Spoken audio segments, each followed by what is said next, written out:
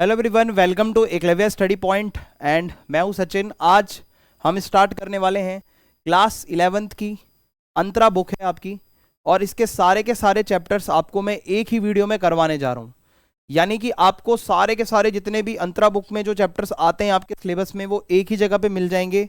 आपको बिल्कुल भी कहीं भटकना नहीं पड़ेगा, और 2026 एग्जाम्स के लिए ये वीडियो आपके लिए बहुत ज़्यादा हेल्पफुल रहने वाली है। चलिए वीडियो को आगे बढ़ाते हैं। अगर आपको हमारे पीडीएफ नोट्स डाउनलोड करने हैं तो आप टेलीग्राम पे हमारा ग्रुप ज्वाइन कर लेना, क्लास 11 ईएसपी। यहाँ पे आपको टाइम टू टाइम सारी पीडीएफ्स मिलती रहेंगी। ठीक है, जैसे ही आपकी आज ये वीडियो बन जाएगी तो कोशिश करेंगे कि इसकी पीडीएफ डलवा देंगे। कोई क्वेरी होती है, कुछ पूछना होता है तो Instagram account Eklavya study point है, आप यहाँ पे मैसेज करके पूछ सकते हो। ठीक है, आपका जवाब यहाँ पे मिलेगा आपको। तो आज की जो हमारी पहली स्टोरी है वो है ईदगाह। ईदगाह मुंशी प्रेमचंद जी की एक कहानी है जो बहुत ही दिल को छू लेने वाली एक कहानी है। आपको इसकी कहानी सुनकर बहुत अच्छा लगेगा। तो देखो, ईदगाह एक बहुत प्रसिद्ध हिंदी की कहानी है जिसको मुंशी प्रेमचंद जी ने लिखा था, और ये कहानी एक गरीब अनाथ बच्चे हामिद की है। ठीक है, बहुत गरीब है और उसके माता पिता नहीं है, जो अपनी दादी अमीना के साथ रहता है।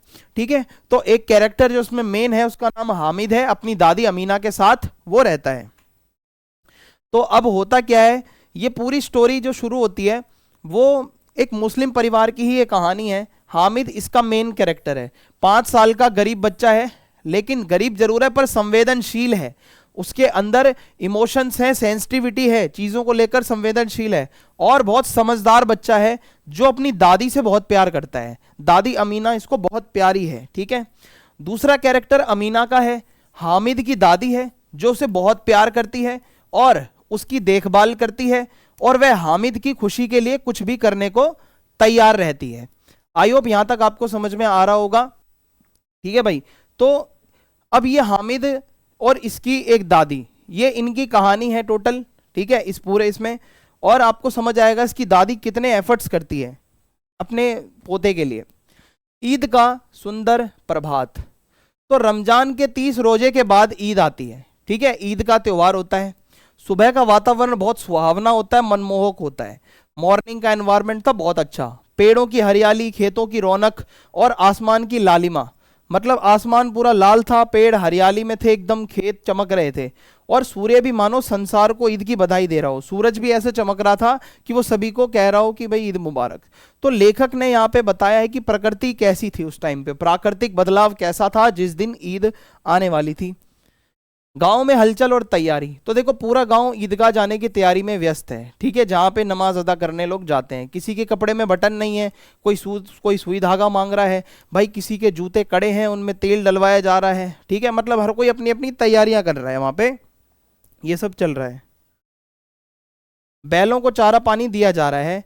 इससे गांव की सामूहिक संस्कृति और गरीबी का मतलब एक मिक्सअप दिखाया जा रहा है। लोग एक्साइटेड भी हैं, चाहे वो गरीब हैं, लेकिन लोग एक्साइटेड हैं। अपनी अपनी तैयारी हर कोई कर रहा है। अपने जानवरों को चारा पानी दिया जा रहा है, और सब में बहुत खुशी का वातावरण है। सबसे ज्यादा खुश कौन है? बच्चे। किसी ने रोजा रखा, किसी ने नहीं, पर ईद की खुशी सबकी है। ठीक है, हर कोई खुश है। बच्चों को घर की चिंता नहीं, बस मेला, मिठाइयाँ, खिलौने। बच्चों की दुनिया निश्चिंत और कल्पनाओं से भरी होती है। अब देखो, जो छोटा बच्चा होता है उसको घर की प्रॉब्लम से कोई लेना देना नहीं होता। बच्चों को मेले में जाना होता है, मिठाइयाँ खानी होती हैं, खिलौने लेने होते हैं। तो दुनिया की तमाम मुश्किलों को, चिंताओं को बच्चों के ऊपर कोई इसका असर तो होता नहीं है। अब बच्चों का खजाना देखो, बच्चे अपनी जेब में पैसे बार बार गिनते रहते हैं। महमूद, मोहसिन के पास ज़्यादा पैसे हैं, वो सोचते हैं खिलौने, मिठाइयाँ, बिगुल, गेंद ये सब खरीदेंगे। ठीक है, छोटे पैसे भी बच्चों के लिए बड़ी दौलत होती है। थोड़े बहुत रुपए उनके पास होते हैं जो उनके लिए बहुत हैं, उनको खिलौने चाहिए, मिठाइयाँ चाहिए, ये सब चीज़ें उनको लेनी होती हैं। हामिद का परिचय। कहानी का नायक जो मेन इसमें कैरेक्टर है वो हामिद है। तो हामिद 4-5 साल का एक गरीब दुबला पतला लड़का है। उसके पिता की हैजे से मृत्यु हो गई थी। ठीक है, पिताजी की डेथ हो गई थी, और माँ भी बीमारी से चल बसी थी। तो अब वो अपनी बूढ़ी दादी अमीना के साथ रहता था। तो हामिद गरीबी में भी आशावादी है और संतुष्ट है। चाहे वो बहुत गरीब परिवार से आता है, लेकिन उसके परिवार के अंदर कहीं ना कहीं एक संतुष्टि है, वो लोग बहुत संतुष्ट रहते हैं। ठीक है, अब आगे बढ़ते हैं। हामिद की आशा। तो हामिद मानता है कि अब्बा जान कमाने गए हैं, मतलब उसको ऐसा बताया गया है, चाहे बेशक डेथ हो गई है, वो कहता है मेरे अब्बा जान कमाने गए हैं, अम्मी जान अल्लाह मियाँ के घर से चीजें लाने गई हैं, और उसके पास जूते नहीं है, टोपी उसकी पुरानी है, फिर भी वो बहुत खुश है, एक आशा में है, होप में है। ठीक है, सबसे बड़ी ताकत होती है आशा। अगर आपको उम्मीद है कि ये चीज अच्छी होगी तो आप पॉजिटिव रहते हो फिर उस चीज को लेकर। तो अमीना के घर ईद के दिन भी खाने को दाना नहीं था। कुल पैसे हामिद के पास 3 पैसे थे, अमीना के पास 5 पैसे थे। तो समाज की स्त्रियां धोबन, नाइन, मेहतरानी, सवैया मांगने आएंगी, ठीक है, कुछ ना कुछ मतलब ऐसा वो दान दक्षिणा लेने आती हैं। तो अमीना की चिंता यही थी कि भाई एक तो वो बहुत गरीबी में है, दूसरा सामाजिक दबाव बहुत है उसके परिवार के ऊपर। ठीक है, ये सारी चीजें चल रही थी। गांव से शहर तक 3 कोस का पैदल रास्ता, बच्चे दौड़ते भागते जाते हैं, रास्ते में अमीरों के बगीचे भी आते हैं, बड़ी बड़ी इमारतें भी आती हैं, कॉलेज, क्लब, पुलिस लाइन सब पार करके, और बच्चे यहाँ पे जा रहे हैं भागते दौड़ते हुए, और बहुत ईद की खुशी है, ईदगाह की तरफ हर कोई जा रहा है जहाँ पे नमाज पढ़ी जानी है। अब ईदगाह का दृश्य आता है, इमली के पेड़ों की छाया है, ठीक है, जाजिम बिछी हुई है जहाँ पर वो बैठेंगे, सभी लोग एक लाइन में हैं, चाहे कोई गरीब हो चाहे कोई अमीर हो, एक लाइन में सारे वहाँ पे आए हुए हैं और नमाज पढ़ेंगे, एक साथ झुकेंगे, एक साथ उठेंगे। तो ये ऐसा दृश्य है जो भाईचारे को दिखाता है और समानता को दिखाता है और एकता का प्रतीक है, चाहे कोई अमीर हो गरीब हो, एक लाइन में सारे लोग बैठेंगे और नमाज के लिए वहां पे आएंगे। नमाज के बाद मेला शुरू होता है, झूले, चरखी, खिलौनों की दुकान लगती है, दोस्त 2-2 पैसे के खिलौने लेते हैं, और हामिद के पास सिर्फ कुल मिला के 3 पैसे हैं। तो हामिद चाहकर भी खिलौना तो नहीं ले सकता, उसको पता है कि सिर्फ 3 ही पैसे हैं, तो इसका वो क्या करेगा, इसका सही उपयोग करना है, सही यूज करना है।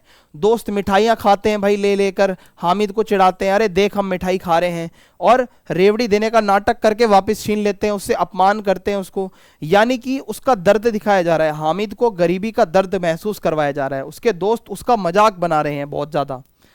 चिमटे का निर्णय, कहानी का सबसे मेन भाग क्या है, हामिद लोहे की दुकान पर रुकता है और उसे याद आता है कि देखो जब दादी तवे से रोटी उतारती है तो उसका हाथ जल जाता है, ठीक है, तो खिलौने लेने की बजाय एक चिमटा खरीद लेना चाहिए, क्योंकि भाई इससे क्या होगा, दादी के हाथ जलने से तो बचेंगे कम से कम।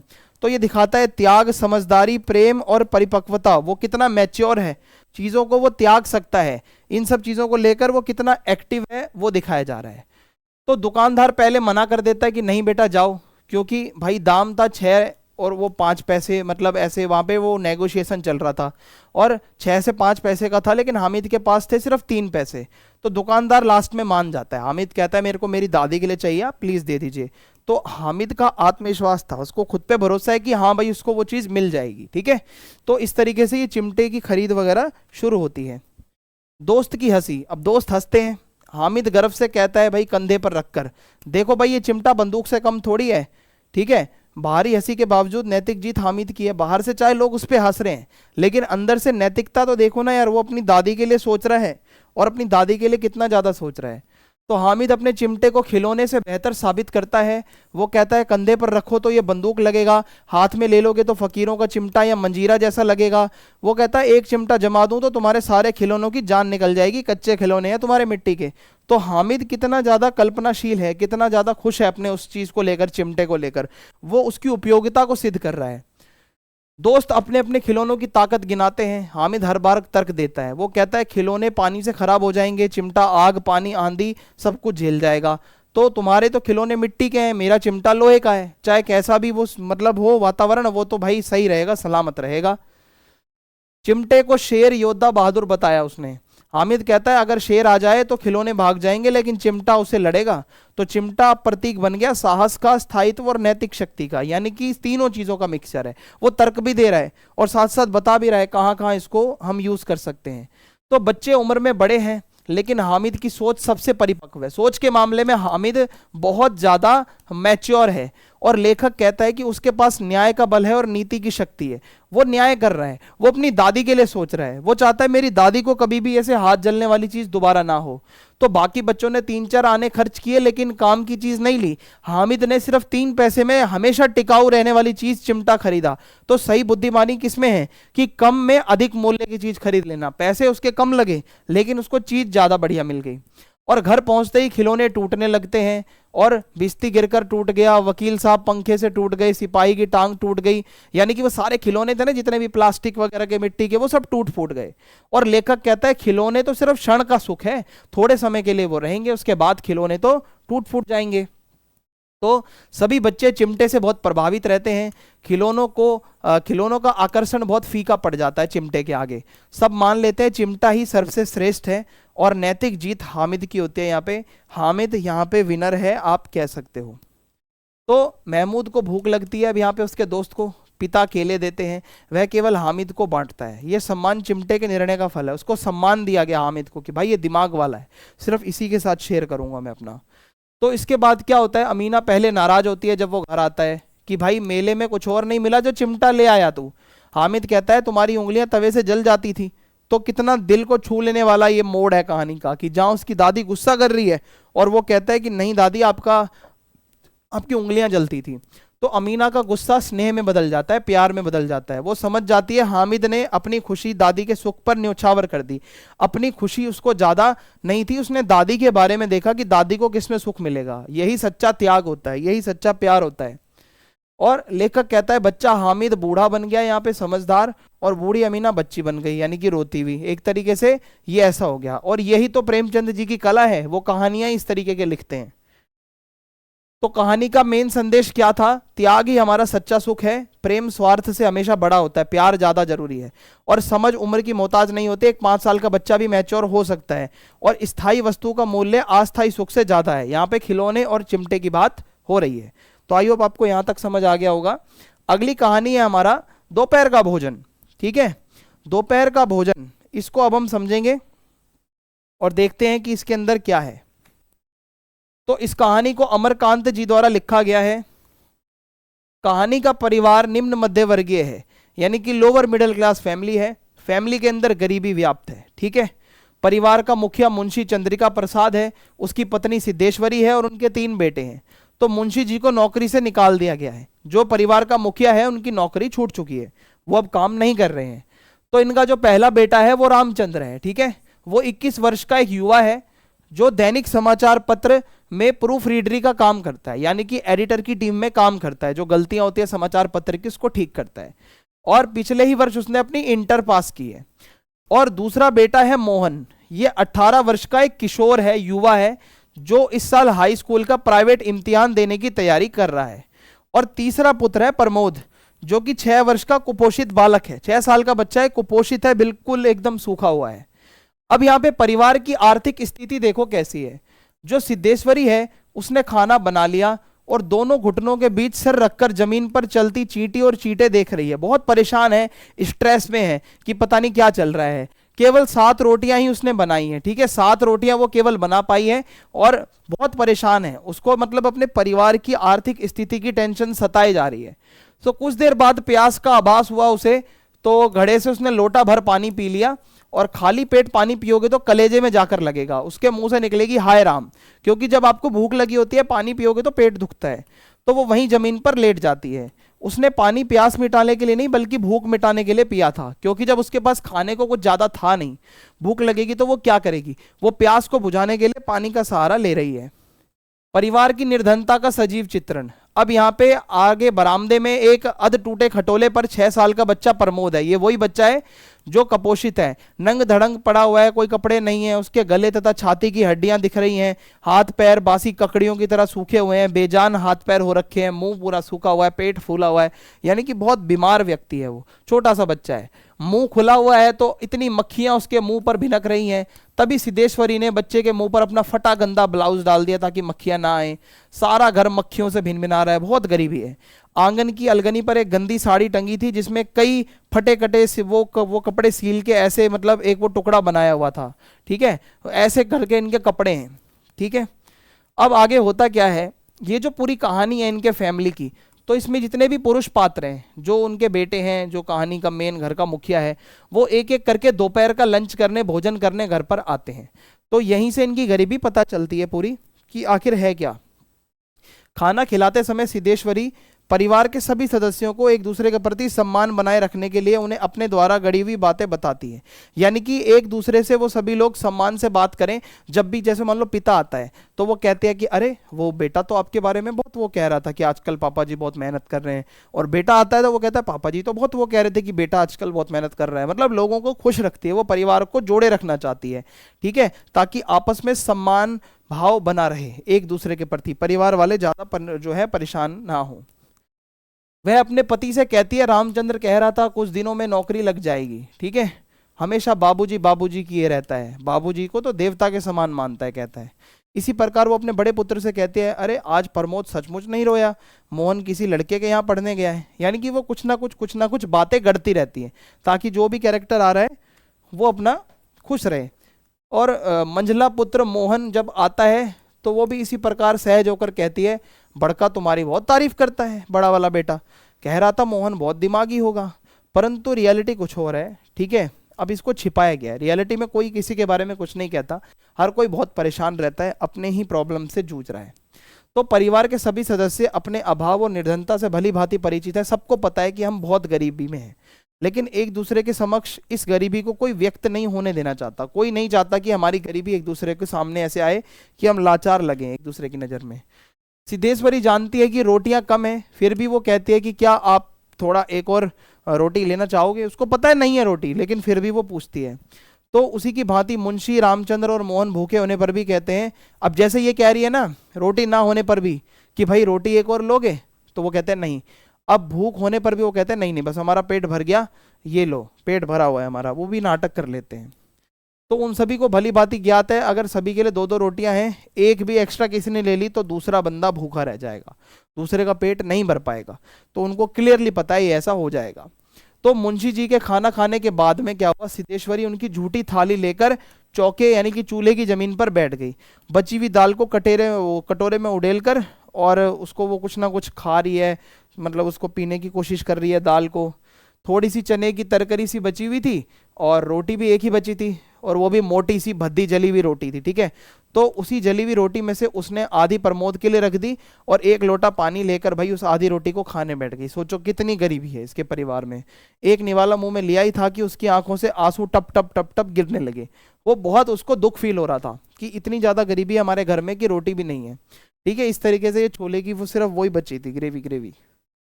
अब आगे बढ़ते हैं हमारी अगली कहानी। इनके गरीब घर का वातावरण आपने देखा। अब इसी तरीके से हमारी नेक्स्ट समरी है टॉर्च बेचने वाला। टॉर्च बेचने वाला कहानी में क्या है चलिए समझते हैं। टॉर्च बेचने वाला हरिशंकर परसाई जी की एक व्यंग्य रचना है, मस्ती मजाक की रचना, कटाक्ष करते हुए किसी चीज के ऊपर। अब क्या कटाक्ष किया गया है, क्या व्यंग्य किया गया है, ये आपको आगे समझ में आ जाएगा। तो इसमें लेखक ने टॉर्च बेचने का कार्य करने वाले दो मित्र थे उनके बारे में बताया है कि दोनों में से एक टॉर्च बेचता हुआ किस प्रकार संतों की वेशभूषा धारण करके ऊंचे सिंहासन पर बैठ गया और आत्मा के अंदर के अंधेरे दूर करने वाली टॉर्च बेचना शुरू कर दिया, यानी प्रवचन देना। दूसरा भाई क्या करता है, अपनी टॉर्च ही बेचता है गली मोहल्ले जाके, लेकिन जब वो उसको देखता है कि भाई मेरा वो दोस्त तो प्रवचन दे रहा है, तो वो तो बहुत ज़्यादा वो उसका मूड वैसा हो जाता है फिर, ठीक है, आश्चर्यचकित सा हो जाता है वो, हैरान कि यार ये तो मेरे से ज़्यादा कमा रहा है और ये तो कुछ बेच भी नहीं रहा, ये तो बस प्रवचन दे रहा है। तो ये बहुत ही एक व्यंग्य रचना है, एक मस्ती मजाक में की गई रचना है, इसको समझते हैं। तो लेखक टॉर्च बेचने वाले को चौराहे पर प्रतिदिन टॉर्च बेचते देखता था, परंतु बीच में वो कुछ दिन चौराहे पर दिखाई नहीं दिया था, ठीक है, टॉर्च बेचने वाला। कल अचानक लेखक ने उसे चौराहे पर देखा, लेकिन वह टॉर्च नहीं बेच रहा था। वह अपनी दाढ़ी बढ़ा ली थी उसने और लंबा कुर्ता पहन रखा था, उसका बाहरी रूप पूरा बदल गया था। तो एक यहाँ पे टॉर्च बेचने वाला जो पहले टॉर्च बेचने आया करता था, कुछ टाइम बाद उसका हुलिया पूरा बदल गया, दाढ़ी बढ़ी हुई थी, कपड़े भी उसने साधुओं वाले पहन रखे थे। तो अब किसी को समझ नहीं आ रहा था ऐसा हो क्यों रहा है। तो आपको मैं बताता हूँ क्या हुआ था। तो लेखक ने देखा कि भाई टॉर्च बेचने वाले का बदला हुआ रूप देखकर उसे इसका कारण पूछा। तो टॉर्च बेचने वाले ने बोला कि भाई अब तो आत्मा के भीतर का टॉर्च जल उठा है मेरा, ये सूरज छाप टॉर्च अब व्यर्थ मालूम होता है। सूरज छाप एक ब्रांड है, तो उस कंपनी की टॉर्च वो बेचा करता था। वो कहता है कोई फायदा नहीं है सूरज छाप की टॉर्च बेचने में, फायदा तो आत्मा के अंदर के अंधेरे को दूर करने में है, इसको दूर करो और पैसा कमाओ, धर्म का धंधा चलता है यहाँ पे। तभी लेखक उस पर व्यंग्य करते हुए कहता है, तुम शायद सन्यास ले रहे होगे, जिसकी आत्मा में प्रकाश फैल जाता है वो इसी तरह के हरामखोरी पर उतर आता है, ऐसा कहते हैं। क्या साहूकारों ने ज्यादा तंग करना शुरू कर दिया है क्या? क्या चोरी के मामले में फंस गए हो? आखिर ये क्या हो गया है? आत्मा और भीतर और बाहर कैसी बातें कर रहे हो, साधु संत बन रहे हो, हुआ क्या है, सच बताओ। तो पूरी कहानी सुनाता है टॉर्च बेचने वाला। वो लेखक को बताता है कि 5 साल पहले, फ्लैशबैक, मैं अपने मित्र के साथ निराश होकर एक जगह पे बैठा था। आज से 5 साल पहले की बात है। हम एक जगह पे बैठे हुए थे। अब होता क्या है, हमारे सामने आसमान को छूता हुआ एक ही सवाल था, पैसा कैसे पैदा करें, पैसा कैसे बनाएं। हम भी दो दोस्त जब बैठते हैं तो यही सोचते हैं कि कैसे फ्यूचर में पैसा बनाना है, लेकिन बहुत कोशिश करने के बाद भी कोई उत्तर नहीं मिल रहा था, पैसा कैसे बनाया जाए। तब मैंने अपने मित्र से कहा, यार सुनो, ये सवाल टलेगा नहीं, हमें इसके लिए कुछ ना कुछ करना पड़ेगा, तो इसको हल करते हैं, पैसा पैदा करने के लिए कुछ काम धंधा करते हैं। उसी समय दोनों दोस्तों ने 2 अलग अलग डायरेक्शन में कदम बढ़ा लिया। बोला तू ये काम कर, मैं ये काम करूंगा, और 5 साल बाद इसी जगह पे आके मिलेंगे और देखेंगे 5 साल में किसने कितना पैसा जोड़ा, किसने कितना बदलाव किया। तो टॉर्च बेचने वाला टॉर्च बेचने के लिए चौराहे पर, मैदान में लोगों को इकट्ठा करता और बहुत ऐसे ना नाटकीय आवाज में कहता, आजकल सब जगह अंधेरा छाया रहता है, रातें बेहद काली होती हैं, अपना ही हाथ नहीं सूझता, मेरी टॉर्च ले लो, अंधेरा दूर करो। मतलब वो अपना बैग वैग लेके टॉर्च बेचना शुरू हो गया। आदमी को रास्ता नहीं दिखता, भटक जाता है, पाँव कांटों से बिंध जाते हैं, गिरता है, घुटने लहूलुहान खूनम खून हो जाते हैं। शेर और चीते चारों तरफ घूम रहे हैं, सांप है जमीन पर रेंग रहा है, अंधेरा सबको निगल रहा है, मेरी टॉर्च ले लो। मेरी टॉर्च लेने से क्या होगा कि भाई आपको बहुत अच्छा लगेगा और ये सारे खतरे टल जाएंगे। अंधेरा घर में भी है, आदमी रात को पेशाब करने उठता है तो सांप पर उसका पाँव पड़ सकता है, टॉर्च ले लो। सांप उसे डस लेता है और वो मर जाता है, टॉर्च ले लो। इस तरीके से जब टॉर्च बेचने वालों की बातें सुनकर लोग डरते थे अंधेरे से, तभी वो कहता था, भाइयों ये तो सही है कि अंधेरा है, लेकिन प्रकाश भी है, और वो है मेरी टॉर्च के पास, सूरज छाप टॉर्च, अभी ले लो और अंधेरा दूर करो। वही प्रकाश मैं आपको देने आया हूं। हमारे सूरज छाप टॉर्च में भी वही प्रकाश है जो अंधकार को दूर भगा सकता है। इस प्रकार अपनी बातों से प्रभावित कर टॉर्च बेचने वाला अपनी टॉर्च बेचने में सफल हो जाता है और उसका जीवन कटने लगता है। लोग उससे खरीदने लगते हैं, जो भी वो टॉर्च गली नुक्कड़ में बेचने जाता था वो बिकने लगती है। तो टॉर्च बेचने वाले का मित्र अपने वादे के अनुसार 5 साल बाद वहां नहीं पहुंचा जहां उन्हें मिलना था। तो वो उसको ढूंढने निकल पड़ा कि भाई कहाँ गया मेरा दोस्त, आया नहीं। ढूंढते ढूंढते उसने देखा एक मैदान में बहुत रोशनी थी, मंच सजा हुआ था और बहुत भीड़ भड़ाका था वहां पे। इस तरीके से सारे लोग बैठे हुए थे पंडाल के अंदर और बहुत भीड़ थी, एकदम लंबी चौड़ी, लाउड स्पीकर लगे हुए थे, हजारों नर नारी श्रद्धा से झुके हुए बैठे थे और मंच के ऊपर सुंदर रेशमी कपड़े पहने हुए एक भव्य पुरुष बैठा था। बहुत पुष्ट था, लंबी दाढ़ी थी, पीठ पर बाल लहरा रहे थे और ऐसे लग रहा था जैसे मूवीज वगैरह में कोई साधु संत होते हैं ना, वैसा उसका वो लग रहा था, बिल्कुल एकदम ऊपर चढ़ के बैठा हुआ था। तो साधु लोगों को प्रवचन देता हुआ कह रहा था, मैं आज मनुष्य को एक घने अंधकार में देख रहा हूं, उसके भीतर कुछ बुझ गया है, यह युग ही अंधकार का है, हर जगह अंधकार है। विश्व को मतलब यहाँ पे लिखा है कि यह सर्वग्राही अंधकार संपूर्ण विश्व को अपने उदर में छिपाए है। हमारे पूरी दुनिया इस अंधकार में छिप गई है अंदर जाके। तो अभी अंदर का अंधकार दूर करना है। आज मनुष्य अपने रास्ते से भटक चुका है, आज आत्मा में भी अंधकार है, अंदर की आंखें ज्योतिहीन हो गई हैं। यानी कि हमें क्या है, अंधकार से हम बहुत ज्यादा जकड़े हुए हैं। तो मानव आत्मा अंधकार में घुटती है। मैं देख रहा हूं मनुष्य की आत्मा भय और पीड़ा से त्रस्त है, हर कोई परेशान है, हर किसी की लाइफ में समस्याएं चल रही हैं, अंदर ही अंदर बहुत प्रॉब्लम्स हैं हर किसी को। तो इस प्रकार साधु सर्वप्रथम लोगों को अंधकार से डराता है, ठीक है। उसके बाद सांत्वना देता है, कहता है देखो भाइयों बहनों डरो मत, अंधकार है तो प्रकाश भी है। देखो सेम बात इसका दोस्त भी कहता था लोगों को, लेकिन वो टॉर्च बेचता था, ये प्रवचन दे रहा है, ये अंदर के अंधेरे को दूर करने की बात कर रहा है, ठीक है। डायलॉग दोनों का सेम था लेकिन काम अलग था। तो प्रकाश बाहर नहीं है, उसे अंदर में खोजो, अंतर में बुझी उस ज्योति को जगाओ। मैं तुम सबको उस ज्योति को जगाने में आह्वान करूंगा, मैं तुम सबको बताऊंगा कैसे जगाना है, मेरे साथ जुड़े रहो, है ना, ऐसे वो कहता है। मैं तुम्हारे भीतर की वो शाश्वत ज्योति को जगाना चाहता हूं जो अंधकार दूर करेगी। हमारे साधना मंदिर में आओ, उस ज्योति को अपने भीतर जगाओ। यानी कि सीधी सी बात है, वो इनवाइट कर रहे हैं, आओ जो जिससे उसका काम धंधा चलेगा। तो प्रवचन करने के बाद मंच से वो स्टेज से नीचे उतरेगा, उतरकर कार में चढ़ने के जैसे ही वो क्रम में साधु की दृष्टि पड़ती है टॉर्च बेचने वाले पर, वो पहचान लेता, अरे यार ये तो मेरा दोस्त है, हमें तो मिलना था 5 साल बाद, है ना। तो फिर वो उसे अपने साथ कार में बिठाकर अपने बंगले में ले जाता है। सोचो भाई, वो बंदा बंगले में पहुंच गया और टॉर्च बेचने वाला अभी गली मोहल्लों में टॉर्च बेच रहा है। वहां पहुंचकर दोनों मित्र विगत 5 वर्षों के दौरान किए गए अपने कार्य बताते हैं। पिछले 5 साल में भाई तूने क्या किया, मैंने क्या किया। टॉर्च बेचने वाला अपने साधु बनने मित्र की सुनकर उससे कहता है कि तुम जो सब कह रहे हो वह सब तो मैं भी अपने टॉर्च बेचने के लिए कहता हूँ कि अंधेरा है, अंधेरा भगाओ, है ना। तो तुम्हारे पास इतना पैसा कहाँ से आ गया? ठीक है, तुम चाहे कुछ भी कहो, बेचते तो तुम भी टॉर्च ही हो ना, अंदर का अंधेरा दूर करने की बात कर रहे हो। कोई भी व्यक्ति दार्शनिक बने, संत बने या साधु बने, अगर वो लोगों को अंधेरे का डर दिखाता है तो जरूर वो भी अपनी कंपनी की टॉर्च बेच रहा है। यानी अगर आप किसी को डराते हो कि अंदर से अंधेरा है, आत्मा आपकी जो है वो सही नहीं है, आत्मा को पवित्र करो, अंदर की ज्योति जलाओ, तो आप भी तो अपनी कंपनी ही बना रहे हो ना एक तरीके से। ये भी तो एक धंधा ही है। इस प्रकार लेखक ने हंसी मजाक के उस पे शैली में कहा, समाज में व्याप्त धर्म के नाम पर गुरुओं, महात्माओं और साधु संतों पर कटाक्ष करते हुए लोगों को जगाया कि लोग अपना पैसा बनाने में व्यस्त हैं, हर कोई आपका यूज कर रहा है, आपसे पैसे ले रहा है, ठग रहा है। तो टॉर्च बेचने वाले की बातें सुनकर साधु बना हुआ मित्र कहता है, देख तेरी बात ठीक ही है, मेरी कंपनी नई नहीं है, सनातन है, बहुत पुरानी है। ये कहकर साधु अपने मित्र को कुछ दिन अपने घर में ठहरने के लिए कहता है, भाई रुक जा यहाँ थोड़े दिन, और कहता है मेरे कारोबार का रहस्य जान जाएगा तो तू भी धनाढ्य बन जाएगा, पैसे वाला बन जाएगा, ठीक ठाक पैसा आ जाएगा तुम्हारे पास भी। तो टॉर्च बेचने वाला 2 दिन मित्र के यहाँ रुकने के बाद तीसरे दिन अपनी टॉर्च की पेटी नदी में फेंक देता है और अपने मित्र का रोजगार अपनाने का निर्णय करता है।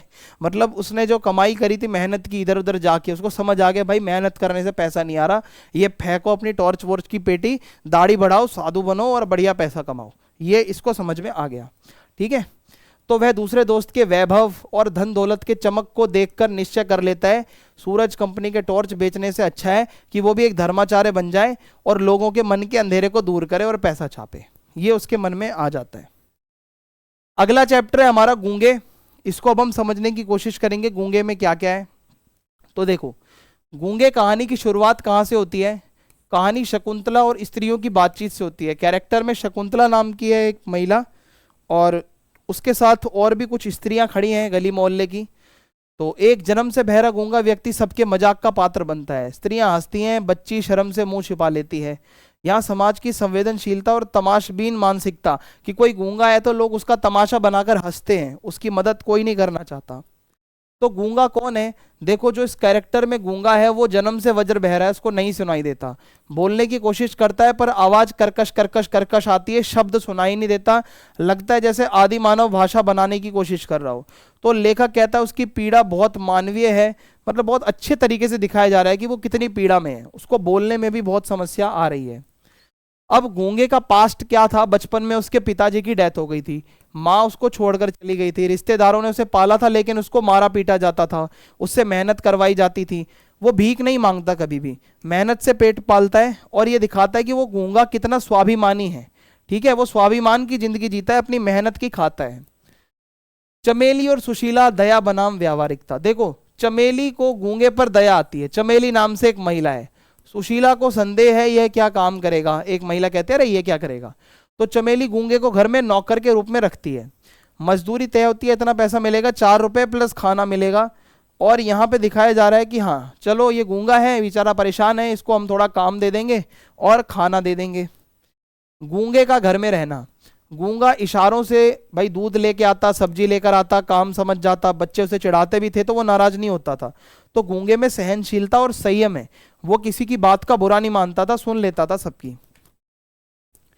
अचानक एक दिन क्या हुआ, गूंगा गायब हो गया तो उसकी मालकिन चमेली चिढ़ गई। उसे लगता है कि भाई घर की बदनामी हो रही है, कि जिसको नौकर रखा वो तो भाग ही गया। मन में गुस्सा भी था, अपमान भी फील हो रहा था। ठीक है, जो अभी तक करुणा की भावना थी वो अब क्रूरता में बदलने वाली थी, गुस्सा थी बहुत ज्यादा चमेली। लौट कर आना, गूंगा वापस आता है, इशारा करता है भूखा हूं। चमेली गुस्से में रोटियां फेंक देती है, गूंगा पहले नहीं उठाता फेंकी हुई रोटी, फिर चुपचाप खा लेता है। यानी कि भूख मनुष्य को झुका देती है, जब आपका पेट खाली होगा तो आपको झुकना पड़ता है। मार और मूक अपराध बोध, तो चमेली चिमटे से भाई उसकी पीठ पर मारती है, गूंगा फिर भी रोता नहीं है, मार खाता है।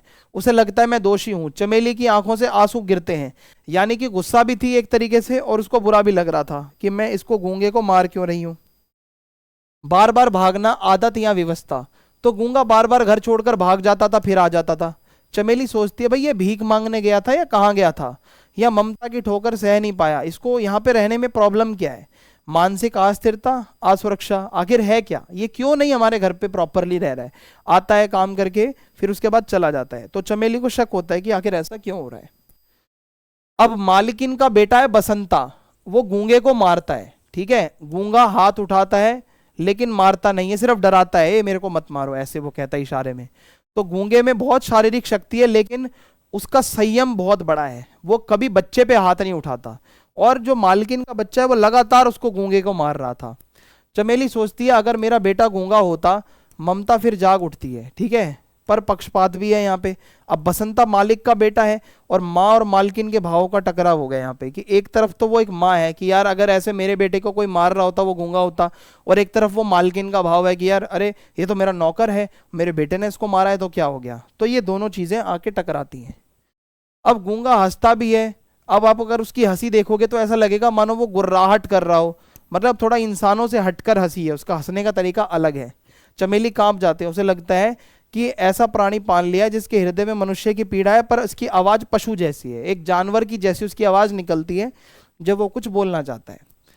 अब यहाँ पे एक दिन गूंगे पे चोरी का अपराध लगता है, चमेली गूंगे पर चोरी का शक करती है, कोई प्रमाण नहीं था, कोई प्रूफ नहीं था, गुस्से में आकर वो कहते हैं निकल जाओ। गूंगा कुछ कह नहीं पाता, पर वो ये समझता है कि मालकिन नाराज है, यानी कि वो चुपचाप वहां से जाने लगता है, उसको पता है मेरी मालकिन नाराज है, लेकिन वो गलत नहीं था। गूंगे का जाना, चमेली उसे भाई धक्का देकर बाहर निकाल देती है, गूंगा चुपचाप चला जाता है। चमेली को बाद में लज्जा होती है बहुत, यह क्या कुछ कहती रही, ये वह तो सुन ही नहीं सकता, यानी कि मैं इतना सब उसको सुना रही थी फिर पता चला वो तो सुन ही नहीं सकता, यानी कि वो कितना क्रूर हो गई थी उसके ऊपर, गूंगे के ऊपर। उसको बाद में फील होता है कि शायद उसको इतना क्रूर नहीं होना था। तो अब यहाँ पे अंत होता है, करीब 1 घंटे बाद बच्चे चिल्लाते हैं अम्मा अम्मा, यानी कि यहाँ पे क्या होता है, पाठक सोचने को मजबूर होते हैं कि आखिर गूंगे के साथ हुआ क्या, ये अम्मा अम्मा क्यों चिल्लाया जा रहा है, यानी कि ये बाहर कौन रो रहा है, आवाजें आ रही हैं, इतने सारे बच्चे इकट्ठा हो रहे हैं, क्या हुआ।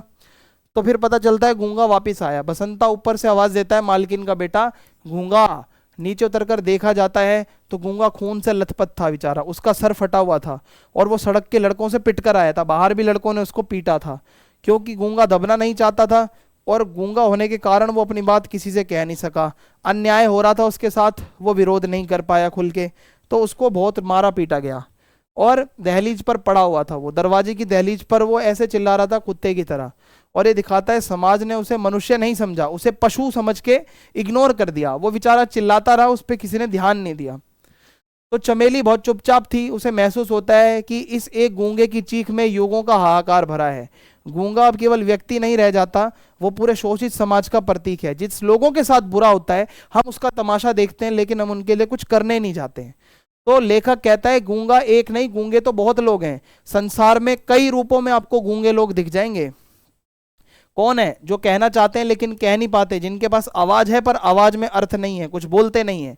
और जो लोग शोषित हैं, दबे हुए हैं, भयभीत हैं, विवश लोग हैं, जो चाहकर भी अपनी बात नहीं दुनिया के सामने रख पाते हैं, वो हैं गूंगे। ठीक है, गूंगे लोग न्याय और अन्याय में अंतर समझते हैं, फिर भी अत्याचार को चुनौती नहीं दे पाते। क्यों? क्योंकि उनके पास बोलने का स्वर तो है पर सार्थक भाषा नहीं। यानी कि कई लोग होते हैं अन्याय को देखते भी नहीं बोलते, सामने उनके अन्याय हो रहा होता है वो आवाज नहीं उठाते, वो भी गूंगे ही हैं। और मनुष्य भाई झूठे सुखों, दिखावटी शांति और सुविधा और डर के जाल में फंस जाता है, इसलिए चुप रहता है, इसलिए वह भी गूंगा है। हर इंसान गूंगा है जो गलत होते हुए देख रहा है और कुछ बोल नहीं रहा, सह रहा है चुपचाप, तो वो भी गूंगा ही है। और चमेली का निष्कर्ष यही है, मनुष्य को चाहिए प्यार, समानता, पर ये नहीं मिलेगा तब वो भी आवाज उठाने का साहस नहीं कर पाएगा। यानी कि सबसे बड़ी यही चीज है कि जिसको आप प्यार दोगे, इक्वल रखोगे, तो शायद जरूर वो फिर गूंगा नहीं रहेगा। तो कहानी का अंत यही है कि भाई गूंगे सिर्फ वो लोग नहीं है जो शारीरिक रूप से अपंग हैं, जो दबा हुआ हर व्यक्ति है समाज का, वो भी गूंगा है। अन्याय देखकर चुप रहना भी गूंगापन है। और असमर्थता, भय और स्वार्थ मनुष्य को गूंगा बना देती है। जब आप मदद करने में सक्षम नहीं हो या डरे हुए हो तो आप भी गूंगे बन के तमाशा ही देखोगे। अगला चैप्टर है हमारा ज्योतिबा फूले, और समझते हैं इसके अंदर क्या बताया जा रहा है। तो अगला चैप्टर ज्योतिबा फूले, इसको हम शुरू करते हैं।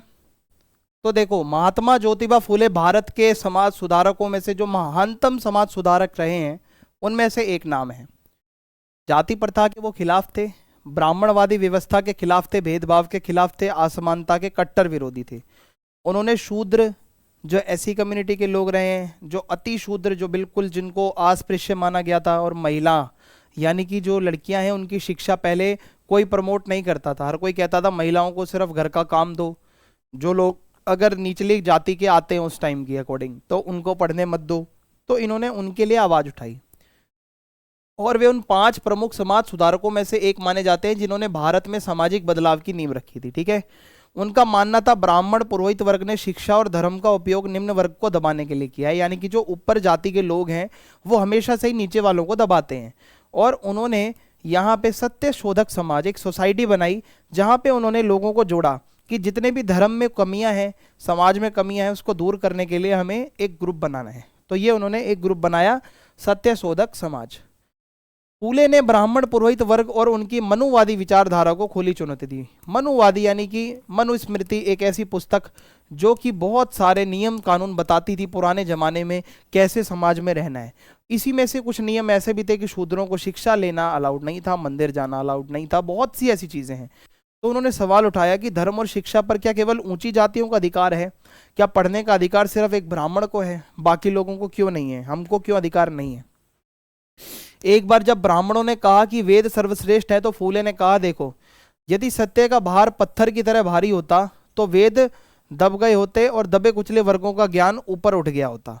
ऐसा वो कहते हैं। इससे उन्होंने दिखाया कि ज्ञान किसी विशेष जाति की संपत्ति नहीं होती, ज्ञान किसी के भी पास हो सकता है। जरूरी नहीं है कोई ऊंची जाति का है ज्ञान उसी के पास होगा, अगर कोई नीची जाति का आप किसी को मानते हो उस पर ज्ञान नहीं है। तो फूले ने इस शोषण को राजा और ब्राह्मणों की मिली भगत का परिणाम बताया है, यानी कि सारा ऊपर से प्रशासन भी मिला हुआ है। उन्होंने कहा कि ब्राह्मणों ने धर्म के नाम पर और राजाओं ने सत्ता के नाम पर आम जनता को गुलाम बना लिया है, आम जनता के साथ बहुत बुरा हो रहा है। उन्होंने दलितों से जातिवाद के खिलाफ एकजुट होने का आह्वान किया है, बोला भाई एकजुट हो जाओ, जातिवाद बहुत ज्यादा फैल रहा है। और उनकी एक पुस्तक है गुलामगिरी और शेंतक याचा, ठीक है। और इसमें क्या है, किसानों का कोड़ा, इसको हिंदी में आप कह सकते हो, मराठी है वैसे तो ये बुक। और इसमें इन्होंने दिखाया है कि कितना अत्याचार होता है। क्रांति बहुत जरूरी है, समाज में बदलाव आना चाहिए, ठीक है। गुलामगिरी बहुत अच्छी पुस्तक है इनकी, जहां इन्होंने डिटेल से बताया है। तो ज्योतिबा फूले का मानना था कि संपूर्ण समाज को जाति और धर्म के बंधनों से मुक्त करना होगा। पूरे समाज को हमें ये जो जाति का बंधन है, जाति वर्ण व्यवस्था, ये सारी चीजें ऊंच नीच छोड़ना पड़ेगा। तो वो बहुत क्रांतिकारी विचार वाले थे। जिस परिवार में पिता बौद्ध, माता ईसाई, बेटी मुस्लिम और बेटा सत्य का अन्वेषक हो वही आदर्श परिवार है, ऐसा उनका मानना था। इससे स्पष्ट होता है कि फूले सभी धर्मों का सम्मान करते हैं, सभी को बराबर अधिकार और शिक्षा में विश्वास रखते हैं कि सभी धर्मों में सभी जातियों को, सभी तबके के लोगों को शिक्षा लेने का अधिकार हो। फूले ने सवाल उठाया कि आधुनिक शिक्षा केवल ऊंची जातियों को ही क्यों दी जाती है। वो कहते हैं यदि आधुनिक शिक्षा का लाभ केवल उच्च वर्ग को ही मिलेगा तो दलितों और गरीबों का क्या होगा? गरीबों से कर वसूल कर उनका पैसा केवल ऊंची जातियों के बच्चे के शिक्षा पर क्यों खर्च किया जा रहा है? कर आप गरीबों से ले रहे हो, शिक्षा सिर्फ ऊंची जाति वाले ले रहे हैं। तो उनका मानना है शिक्षा सभी के लिए अनिवार्य होनी चाहिए, सिर्फ किसी विशेष वर्ग के लिए नहीं होनी चाहिए। तो फूले ने अपनी किताब श्वेतकंचाया में असूड़ में एक मतलब एक इनकी बुक है श्वेतकंचाया असूड़, ठीक है। अब इसमें इन्होंने क्या लिखा था, विद्या बिना मति गई, मति बिना नीति गई, नीति बिना गति गई, गति बिना वित्त गया, वित्त बिन शूद्र गए, इतने अनर्थ एक अविद्या ने किए। यानी कि वो पढ़े लिखे नहीं तो शूद्र बहुत पिछड़ गए। यानी कि अशिक्षा समाज के पतन का बड़ा कारण है। अगर कोई समाज का पतन होता है तो उसका कारण है उसको वो शिक्षा नहीं मिली है, वो पढ़ाई उसकी नहीं है। तो उन्होंने शिक्षा को न्याय और समानता का सबसे बड़ा साधन बताया है। वो मानते हैं शिक्षा होना बहुत आवश्यक है। फूले का मानना था कि पुरुषों ने जानबूझकर महिलाओं को शिक्षा से वंचित रखा, शिक्षा से दूर रखा। उन्होंने कहा कि महिलाओं को भी वही अधिकार मिलना चाहिए जो पुरुषों को मिलता है। और उनकी पत्नी थी सावित्रीबाई फूले, उन्होंने तो महिला शिक्षा की शुरुआत करी थी भारत के अंदर। महिलाओं को, खासकर दलित वर्ग की महिलाओं को पढ़ाया था उन्होंने बाल विवाह, विधवा विवाह के खिलाफ भी आंदोलन चलाया।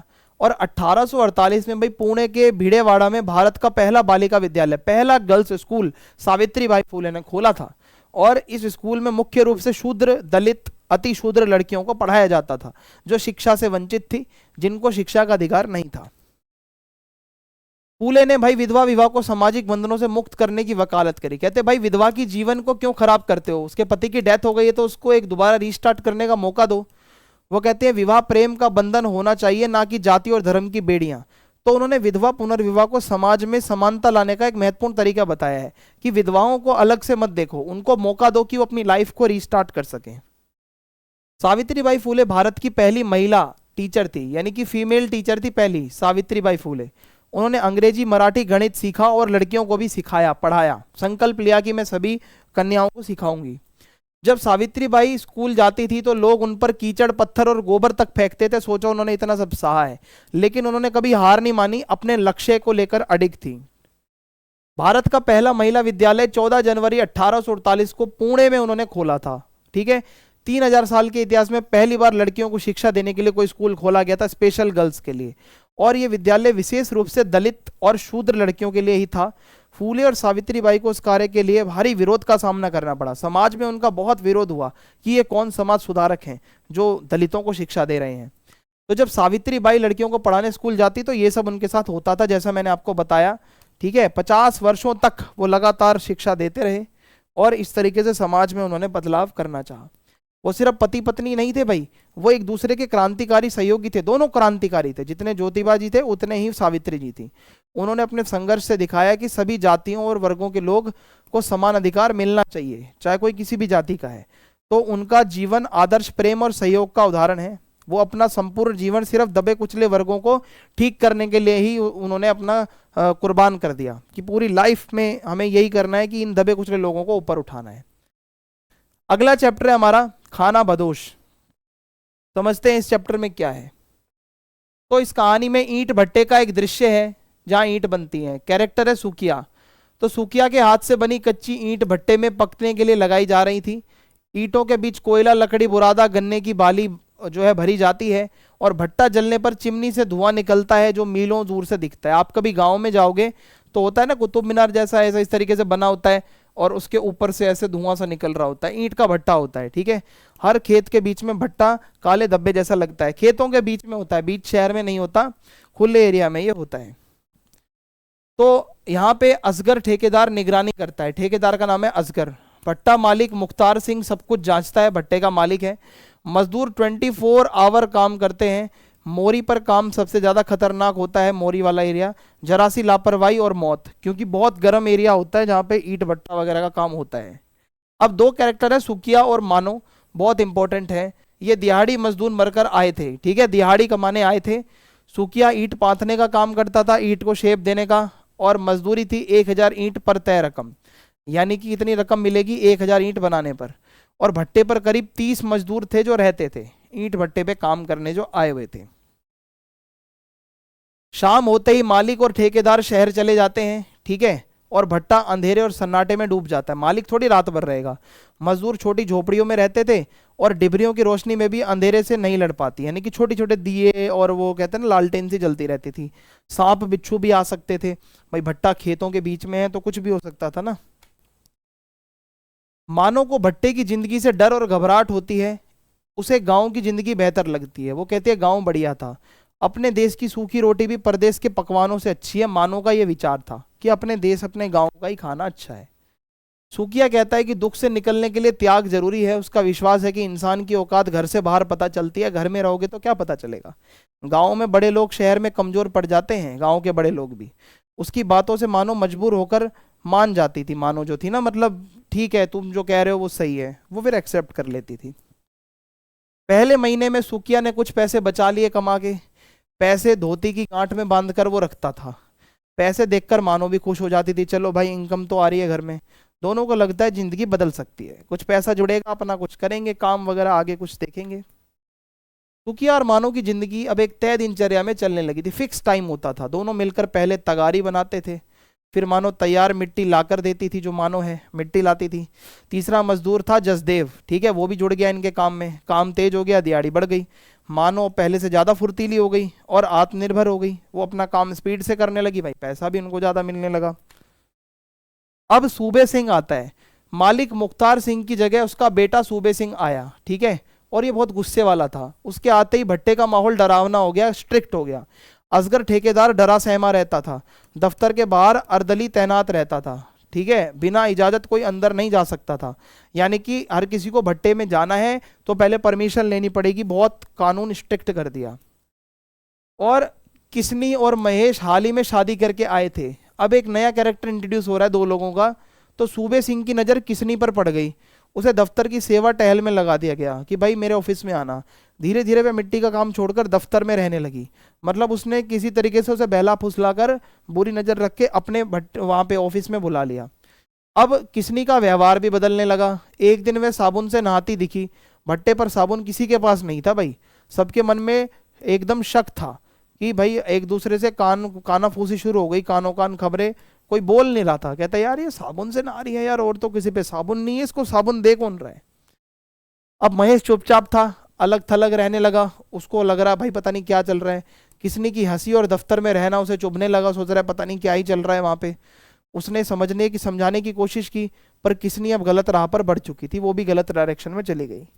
अर्दली ने महेश को नशे की लत लगवा दी, ठीक है, और महेश झोपड़ी में पड़ा रहता। मतलब किसनी के पति को तो पिला दिया दारू, उसको कर दिया सेट, भाई चलो अब झोपड़ी में सो जा।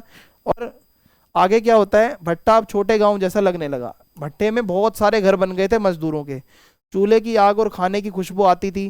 कहीं रोटी और गुड़ चल रहा है, कहीं रोटी और लाल मिर्च चल रही है, कहीं दाल सब्जी है, ठीक है। मतलब एक गांव सा बन गया था भट्टा पूरा।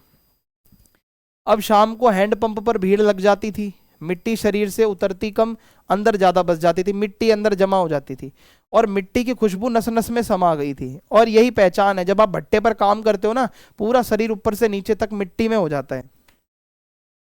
अब क्या हुआ, किसनी के पास ट्रांजिस्टर आ गया भाई, रेडियो। जोर जोर से वो फिल्मी गाने बजाती थी। भट्टे की खामोशी में चमक और हलचल तो किसनी के ही झोपड़ी में होती थी। ये सबको खटकने लगा भाई चल क्या रहा है, इसके पास इतना पैसा कहाँ से रहा है, एफएम ले रही है, साबुन ले रही है। अब भट्टा खुलते ही मजदूर मालिक सभी को राहत मिली। पकी लाल ईंटें बाहर निकली, ठीक है। सुखिया और मानो बहुत खुश हुए। पूरा प्रॉपर जब भट्टा खुला, काम वगैरह चलने लगा और सबने देखा भाई जो हमने ईंटें बनाई थी वो कैसी लग रही हैं जब पक के बाहर आती हैं। तो हर कोई खुश था भाई अपना अपना देख के। अब लाल ईंटों को देखकर मानो के मन में एक ख्याल था कि उसने पूछा एक घर में कितनी ईंटें लगती हैं। उसके मन में घर का सपना था, अपनी छत की चाह थी। भीतर ही भीतर वो बेचैन और भावुक थी। ईंटें देखकर उसको ये था कि एक दिन मैं भी ऐसी ईंटें अपने घर के लिए लेके जाऊंगी और अपना घर बनाऊंगी। अब सुखिया काम पर लौटने को कहता है, मानो साथ चल देती है, लेकिन उसका मन अब भी लाल ईंटों में उलझा रहता है। वो ईंटें ही देखती रहती है। यानी कि सपना था। अब वो चाहती थी कि इतना पैसा कमाऊं कि मैं भी ईंटें लेने आऊं और मैं भी अपना घर वगैरह बनाऊं। फिर रात का माहौल। अब रात का सन्नाटा होता था तो झिंगुर की आवाज आती थी, सियार हूकते थे। अंधेरा था भाई बहुत गहरा। थके हुए मजदूर भी गहरी नींद में सो जाते थे, लेकिन मानो को रातों रात नींद नहीं आती थी। मानो बहुत कुछ सोचती रहती थी, ओवर थिंक करती रहती थी।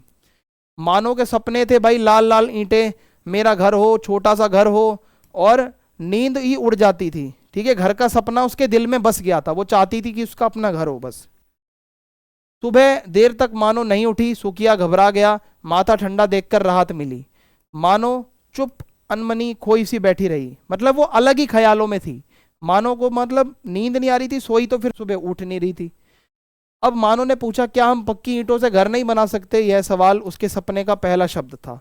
सुखिया चौंक गया, है कौन सा घर भाई, इतना तो पैसा है ही नहीं, कहाँ से बनाओगे। सुखिया समझाता है पक्का घर बनाना बहुत महंगा होता है, पैसे नहीं है। ईंटें भट्टा मालिक की हैं, हमारी नहीं है। मजदूर का कोई हक नहीं है। ये जो ईंटें हमने बनाई है ना वो मालिक की हैं, हमारी बस दिहाड़ी है। हम ये सारी अपने लिए थोड़ी रखेंगे। मानो को बहुत कड़वा लगता है और सवाल उठाती है, हम अपने लिए ईंटें क्यों नहीं बना सकते। वह बचत ज्यादा मेहनत भविष्य पर सोचने लगती है। क्या हम सेविंग नहीं कर सकते, क्या हम ज्यादा मेहनत नहीं कर सकते, क्यों नहीं हम बना सकते। तो क्या कहता है पूरी जिंदगी लग जाएगी फिर भी घर नहीं बन पाएगा। मेहनत के बदले बहुत कम पैसे बचते हैं।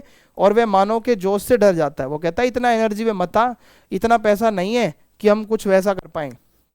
तो मानो साफ कहती है कि भाई मैं दिन रात काम करूंगी, मुझे पक्के ईंटों का ही घर चाहिए। अपने गांव में उसके मन में हजारों सपने खिल उठते हैं। अपने गांव में वो एक घर बनाना चाहती है और अब उसका सपना था कि अब ये बनाना ही बनाना है। अब सुखिया और मानो के पास एक लक्ष्य है कि अपने हाथ की पक्की ईंटों से घर बनाना है। दोनों सुबह से शाम तक अंधेरा होने तक मेहनत करते हैं।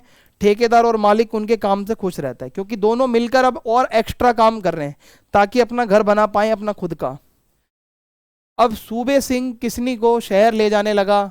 किसनी अब मिट्टी का काम नहीं करती थी, कपड़ों की कमी नहीं थी उसको, लेकिन जब लौटती है थकी टूटी मुरझाई हुई होती थी। मतलब वहीं पे वो जो किसनी कैरेक्टर है वो बाहर घूमने फिरने लगी। अब महेश जो उसका पति था वो तो भाई नशे में डूब गया, दिन रात झोपड़ी में पड़ा रहता था, उसका जीवन टूट चुका था। उसको ये नहीं समझ आ रहा था कि भाई मेरी किसनी जाति कहाँ पर है। ठीक है, अब सूबे सिंह का एक आदेश आता है, भट्टे पर वो आता है ना, तो कहता है मानो को दफ्तर में बुलाया जाए। बहाना बनाया जाता है कि भाई जो किसनी है वो बीमार है, ठीक है, तो अब दफ्तर में आओ। ऐसा कहा जाता है कि दफ्तर में आओ, किसनी की तबीयत ठीक नहीं है। तो होता क्या है, असगर ठेकेदार रोकना चाहता है, पर सूबे सिंह उसे डांट धमकाकर चुप कराकर कहता है कि चुप कर ले, बस उसको यहाँ भेजो। तो यहाँ पे दिख रहा है कि भाई वो नहीं चाहता था कि वहां पे मानो जाए जहां उसको बुलाया जा रहा था। अब क्या होता है, मानो को जब बुलावा आता है तो उसकी आंखों में डर था। सुकिया को लगता है कि ये एक जाल है, उसे फंसाया, उसे बहुत ज्यादा लग रहा है जैसे किसनी को फंसाया था, मानो को भी हो सकता है इसलिए बुलाया जा रहा हो। गुस्सा भी था, आक्रोश भी था, तो वो शायद ये सोच रहा होगा कि नहीं जाने दूंगा। अब जसदेव ये मजदूर है, वो भी देखता है, वो कहता है तुम यहीं रुको, मैं देखता हूँ। वो असगर के साथ दफ्तर जाता है, और ये उसका साहस है और इंसानियत है कि पहले वो मानो को नहीं भेजता, पहले वो खुद जाता है। सूबे सिंह गुस्सा हो जाता है, भड़क जाता है और गलत गलत गालियां देता है, थप्पड़ मारता है, जान से मारने की धमकी देता है। जसदेव को लात घूंसों से अधमरा कर दिया जाता है, कहा कि तुझे बोला था मानो को लेकर आना है, तो ये कौन आया है यहाँ पे। तो मजदूर शोर सुनकर इकट्ठा होते हैं। सूबे सिंह जीप में बैठकर भाग जाता है, असगर ठेकेदार डरकर दफ्तर में छुप जाता है। सारे मजदूर जब इकट्ठा होते हैं, ये सब क्या चल रहा है। और सुकिया और मानो जसदेव को झोपड़ी में ले जाते हैं, जो बेचारा अधमरा हो गया था। मानो वहां पे हल्दी लगाती है, भट्टे पर कोई दवा दारू नहीं थी, मिट्टी और राख वही इलाज था, वही लगाया जाता है, मिट्टी राख वगैरह और हल्दी लगाई जाती है। अब मानो के मन में डर भी था, अंधेरा भी था, चिंता भी थी। वो तय करती है कि किसनी नहीं बनना है मुझे यहाँ पे रह के, और वो इज्जत की जिंदगी जीना चाहती है, पक्की ईंटों का घर भी चाहती है, परिवार को भी सुरक्षित रखना चाहती है। तो अब मानो कुछ बड़ा डिसीजन लेगी। तो पूरा दिन दहशत में रहते हैं भाई लोग, सभी, सबको लगता है सूबे सिंह कभी अब आ भी सकता है, कभी भी आ सकता है। शाम होते ही भट्टे पर बहुत सन्नाटा रहता है, और बूढ़ा बिलसिया भी जल्दी झोपड़े में चला जाता है। किसनी की झोपड़ी से ट्रांजिस्टर की आवाज भी नहीं आती, सन्नाटा बहुत था अब गांव में। अब ऐसा माहौल था, एकदम शांत वातावरण था, और बीच बीच में हैंडपंप की आवाज आती थी। और जब ये हैंडपंप की आवाज आती है ना सन्नाटे में, तो और डरावना माहौल लगता है कि पता नहीं क्या है, कौन खड़ा है बाहर। अब मानो चूल्हा जलाती है, रोटियां बनाती है, पर किसी को भूख नहीं है। सुकिया मुश्किल से एक रोटी खाता है, उसकी चिंता है कि भाई मानो सुरक्षित रहेगी या नहीं मेरे साथ है, जो कहीं इसके साथ भी किसनी वाला हाल ना हो जाए। सुकिया ठान लेता है कि मैं मानो को किसनी तो नहीं बनने दूंगा, ये उसका प्रेम है, साहस है और जिम्मेदारी है, कि वो ऐसे चुप करके तो बैठेगा नहीं। मानो गुमसुम में डरी हुई है, उसे बार बार लगता है कि वो सुरक्षित नहीं है। मन में सवाल उठता है, क्या औरत होना सजा है। वो जानती है सुकिया उसे किसी भी हालत में बचा लेगा। भट्टा छोड़ने का विचार उसे डरा देता है, क्योंकि भट्टा छोड़ेंगे तो पैसा कहाँ से आएगा, दिहाड़ी कहाँ से आएगी, अभी तो पक्की ईंटों का घर भी बनाना है, तो ये घर वगैरह कैसे बनेगा। अब मानो भूखे जसदेव को रोटी देने जाती है। सुकिया कहता है, जाति का तर्क देता है। मानो साफ कहती है, वह बामन नहीं, भट्टे का मजदूर है मेरी तरह। यानी कि वो, उसको लगता है क्या पता वो ना खाए उसके हाथ का, वो कहता है नहीं, वो मजदूर है, वो खा लेगा। तो मानो कहती है कि देखो भाई, मानवता सबसे बड़ी चीज है, वो अधमरा हो रखा है, उसको खाना देना बहुत जरूरी है इस टाइम पे। जसदेव दर्द से चिल्लाता है, उठने की कोशिश करता है, पर पूरा टूटा हुआ था। मानो सूबे सिंह को जंगली जानवर भी कहती है, और वो जसदेव को रोटी गुड़ देती है ताकि उसको ताकत आए, थोड़ा सा वो ठीक हो सके। जसदेव भूखा है फिर भी रोटी नहीं खाता, मन में संकोच है, डर है। मानो समझ जाती है कि भाई वो जाति भेद कर रहा है, नहीं खाना चाह रही। मानो भी भावुक हो जाती है, भूखे के सामने जाति का सवाल अमानवीय है। साथ काम करने वालों के बीच ये भेद गलत है, हम एक ही काम करते हैं, तो खुद को तुम बामन या ब्राह्मण समझ रहे हो, मुझे छोटे जाति का समझकर खाना नहीं ले रहे हो, ये गलत है। तो मानो रोटी वापस ले जाती है, जसदेव उसे रोक नहीं पाता, उनके बीच का विश्वास और रिश्ता टूट जाता है। सोचो उसने जातिवाद कर दिया, वो उसके लिए रोटी बना कर आई, वो कह रहा है नहीं खाऊंगा। मानो बिना खाए लेट जाती है, दिन भर की घटनाएं उसको सोने नहीं देती। उसे लगता है जसदेव का साथ उन्हें हिम्मत दे सकता था, 2 से 3 होने की ताकत थी। सुखिया मानो तो थे ही थे, जसदेव भी आ जाता है एक हमारे साथ, लेकिन अब ये सपना टूट रहा था उसका, क्योंकि वो तो जाति भेद कर रहा था। सुखिया भी जागता है पूरी रात, उसके मन में सवाल, गांव छोड़ा था यहाँ भी वही डर, जाए तो जाए कहाँ, सूबे सिंह से डर है, वही सुनसान जगह है, मानो पर हमला ना हो जाए, मानो को सीने से लगा लेता है। मतलब बहुत टेंशन में आके वो उसको हक कर लेता है, परेशान हो जाता है ना। अब जसदेव को बार बार सूबे सिंह का क्रूर चेहरा दिखता है, उसे लगता है कि वह किसी साजिश में फंस गया है, ठीक है, और अब वो तय करता है कि झंझट से दूर रहना है। जसदेव भी अपनी टेंशन में था ना। सुबह जसदेव असगर ठेकेदार से मिलकर कहता है, वह अपनी डर अपना परेशानी जो भी है बताता है, समझाने की कोशिश करता है कि भाई मैं मजबूरी में वो सब मैंने किया था। तो ये सारी कहानी है, इसमें यही दिखाया जा रहा है कि औरत असुरक्षित है कितना काम करने की जगहों पर, जाति भेद अभी भी खत्म नहीं हो रहे हैं, मजदूर कभी कभी कितने मजबूर होते हैं, और डर को साहस से हराया जा सकता है, और साथ की ताकत, जब आपके साथ कोई खड़ा होता है तो वो ताकत बहुत ज्यादा जरूरी है। ठीक है, अगला चैप्टर है उसकी मां। तो अब हम इस चैप्टर को समझेंगे, इसमें क्या बताया जा रहा है। देखो, ये कहानी उस समय की है जब देश अंग्रेजी शासन के अधीन था, जब हमारे देश के ऊपर अंग्रेजों का शासन था। तो लेखक खुद एक जमींदार और पढ़ा लिखा व्यक्ति है, और कहानी की शुरुआत में लेखक अपने लाइब्रेरी में खड़ा है और दुनिया के बड़े बड़े लेखकों की किताब देखकर उलझन में है कि किसको पढ़े, क्योंकि लाइब्रेरी में तो बहुत सी किताबें होती हैं। तो इतने में क्या होता है, बाहर गाड़ी की आवाज आती है और पता चलता है कि पुलिस सुपरिटेंडेंट आए हुए हैं। अब पुलिस सुपरिटेंडेंट का आना, पुलिस अधिकारी लेखक से लाल नाम के युवक के बारे में पूछताछ करता है। लाल को जानते हो? लाल कौन है? लाल के बारे में सुना है? और कहाँ रहता है? उसके परिवार में कौन कौन है? ये सब पूछा जाता है। लेखक कहता है कि भाई लाल उसके पुराने मैनेजर रामनाथ का बेटा है, लाल की माँ जानकी है, पिता की डेथ हो चुकी है, लाल कॉलेज में पढ़ता है। तो पुलिस अधिकारी बिना साफ कारण बताए लेखक को लाल और उसके परिवार से दूर रहने की चेतावनी देता है कि भाई तुम्हें मैं चेतावनी दे रहा हूं, लाल नाम के इस लड़के से दूर रहना, पुलिस वाला कहता है। और इससे संकेत मिल जाता है कि लाल के ऊपर सरकार की नजर है, लाल ने कुछ ऐसा किया होगा। तो पुलिस के जाने के बाद भाई लेखक डर जाता है। वो सरकार को बहुत धर्मात्मा और न्यायप्रिय और सही मानता है। उसे लगता है कि अगर सरकार किसी के पीछे पड़ी है तो पक्का लाल ने कुछ गलत किया होगा। इसी डर के कारण लेखक जो है वो लाल की माँ को बुलाकर लाल पर आरोप लगाने लगता है कि अरे तुम्हारा बेटा पता नहीं क्या कर रहा है, ये बाहर पुलिस वाले आए थे और कह के गए हैं लाल से मिलना मत। अब उसी समय लाल आ जाता है। लेखक लाल पर आरोप लगाता है कि वो सरकार के खिलाफ षड्यंत्र कर रहा है। लाल बहुत शालीन आदमी है, शांत आदमी, पढ़ा लिखा, आत्मविश्वासी है, उसको किसी की जरूरत नहीं है। वो कहता है भाई मैं किसी षड्यंत्र में शामिल नहीं हूं, लेकिन जो देश की दुर्दशा हो रही है और जो लोग हमारे को स्वतंत्रता नहीं दे रहे हैं उसके लिए आवाज उठाता हूं। लाल कहता है मेरे विचार स्वतंत्र हैं, मैं देश की खराब हालत देखकर चुप तो नहीं रहूंगा, देश में जो अंग्रेज बुरा कर रहे हैं मैं इसके लिए आवाज उठाता रहूंगा। तो लेखक का यहाँ पे दृष्टिकोण है भाई पहले घर संभालो, पढ़ाई पूरी करो, सरकार के खिलाफ बोलने से घर नहीं चलेगा। लाल कहता है भाई देखो अन्याय देखकर चुप तो मैं भी नहीं रहूंगा, देश के लिए सोचना और बोलना बहुत जरूरी है। और लाल बहुत विनम्रता से कहता है कि इस पर मुझे बहस नहीं करनी, ज्यादा मेरे से कोई बातचीत मत करो। अब मुख्य पात्रों का चरित्र चित्रण देखो। लाल है, लाल क्या है? एक युवा है, शिक्षित है, जागरूक है, ठीक है, देशभक्ति से भरा हुआ है, क्रांतिकारी विचारों वाला है, उसके अंदर बहुत ऐसे बदलाव के विचार हैं, बहुत विनम्र है।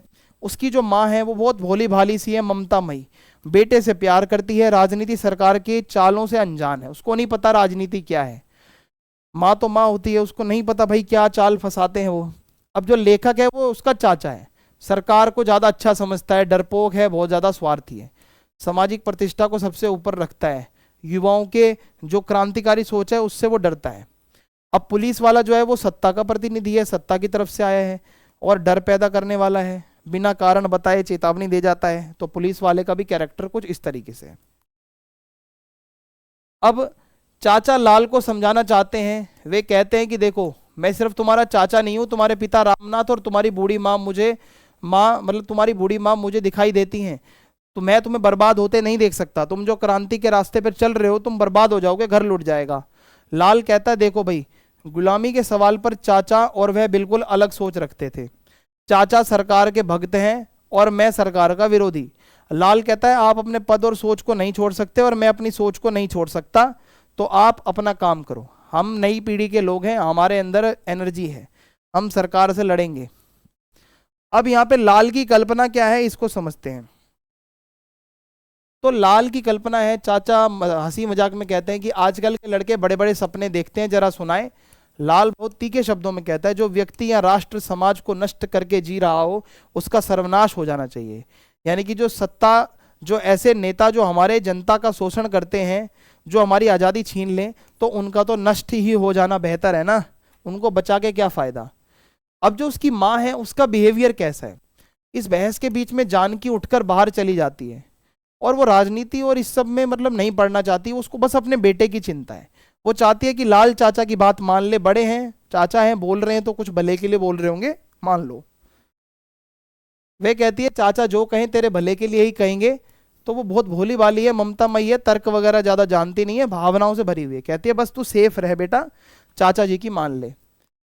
अब जानकी के जाने के बाद लाल और गुस्से में आ जाता है। वो कहता है अगर ऐसे दुष्ट राष्ट्र को नष्ट करने में मेरा भी हाथ हो तो मुझे मंजूर है, मैं बिल्कुल नष्ट हो जाऊंगा पर इनको छोड़ूंगा नहीं, डर कर मैं कभी रोकूंगा नहीं।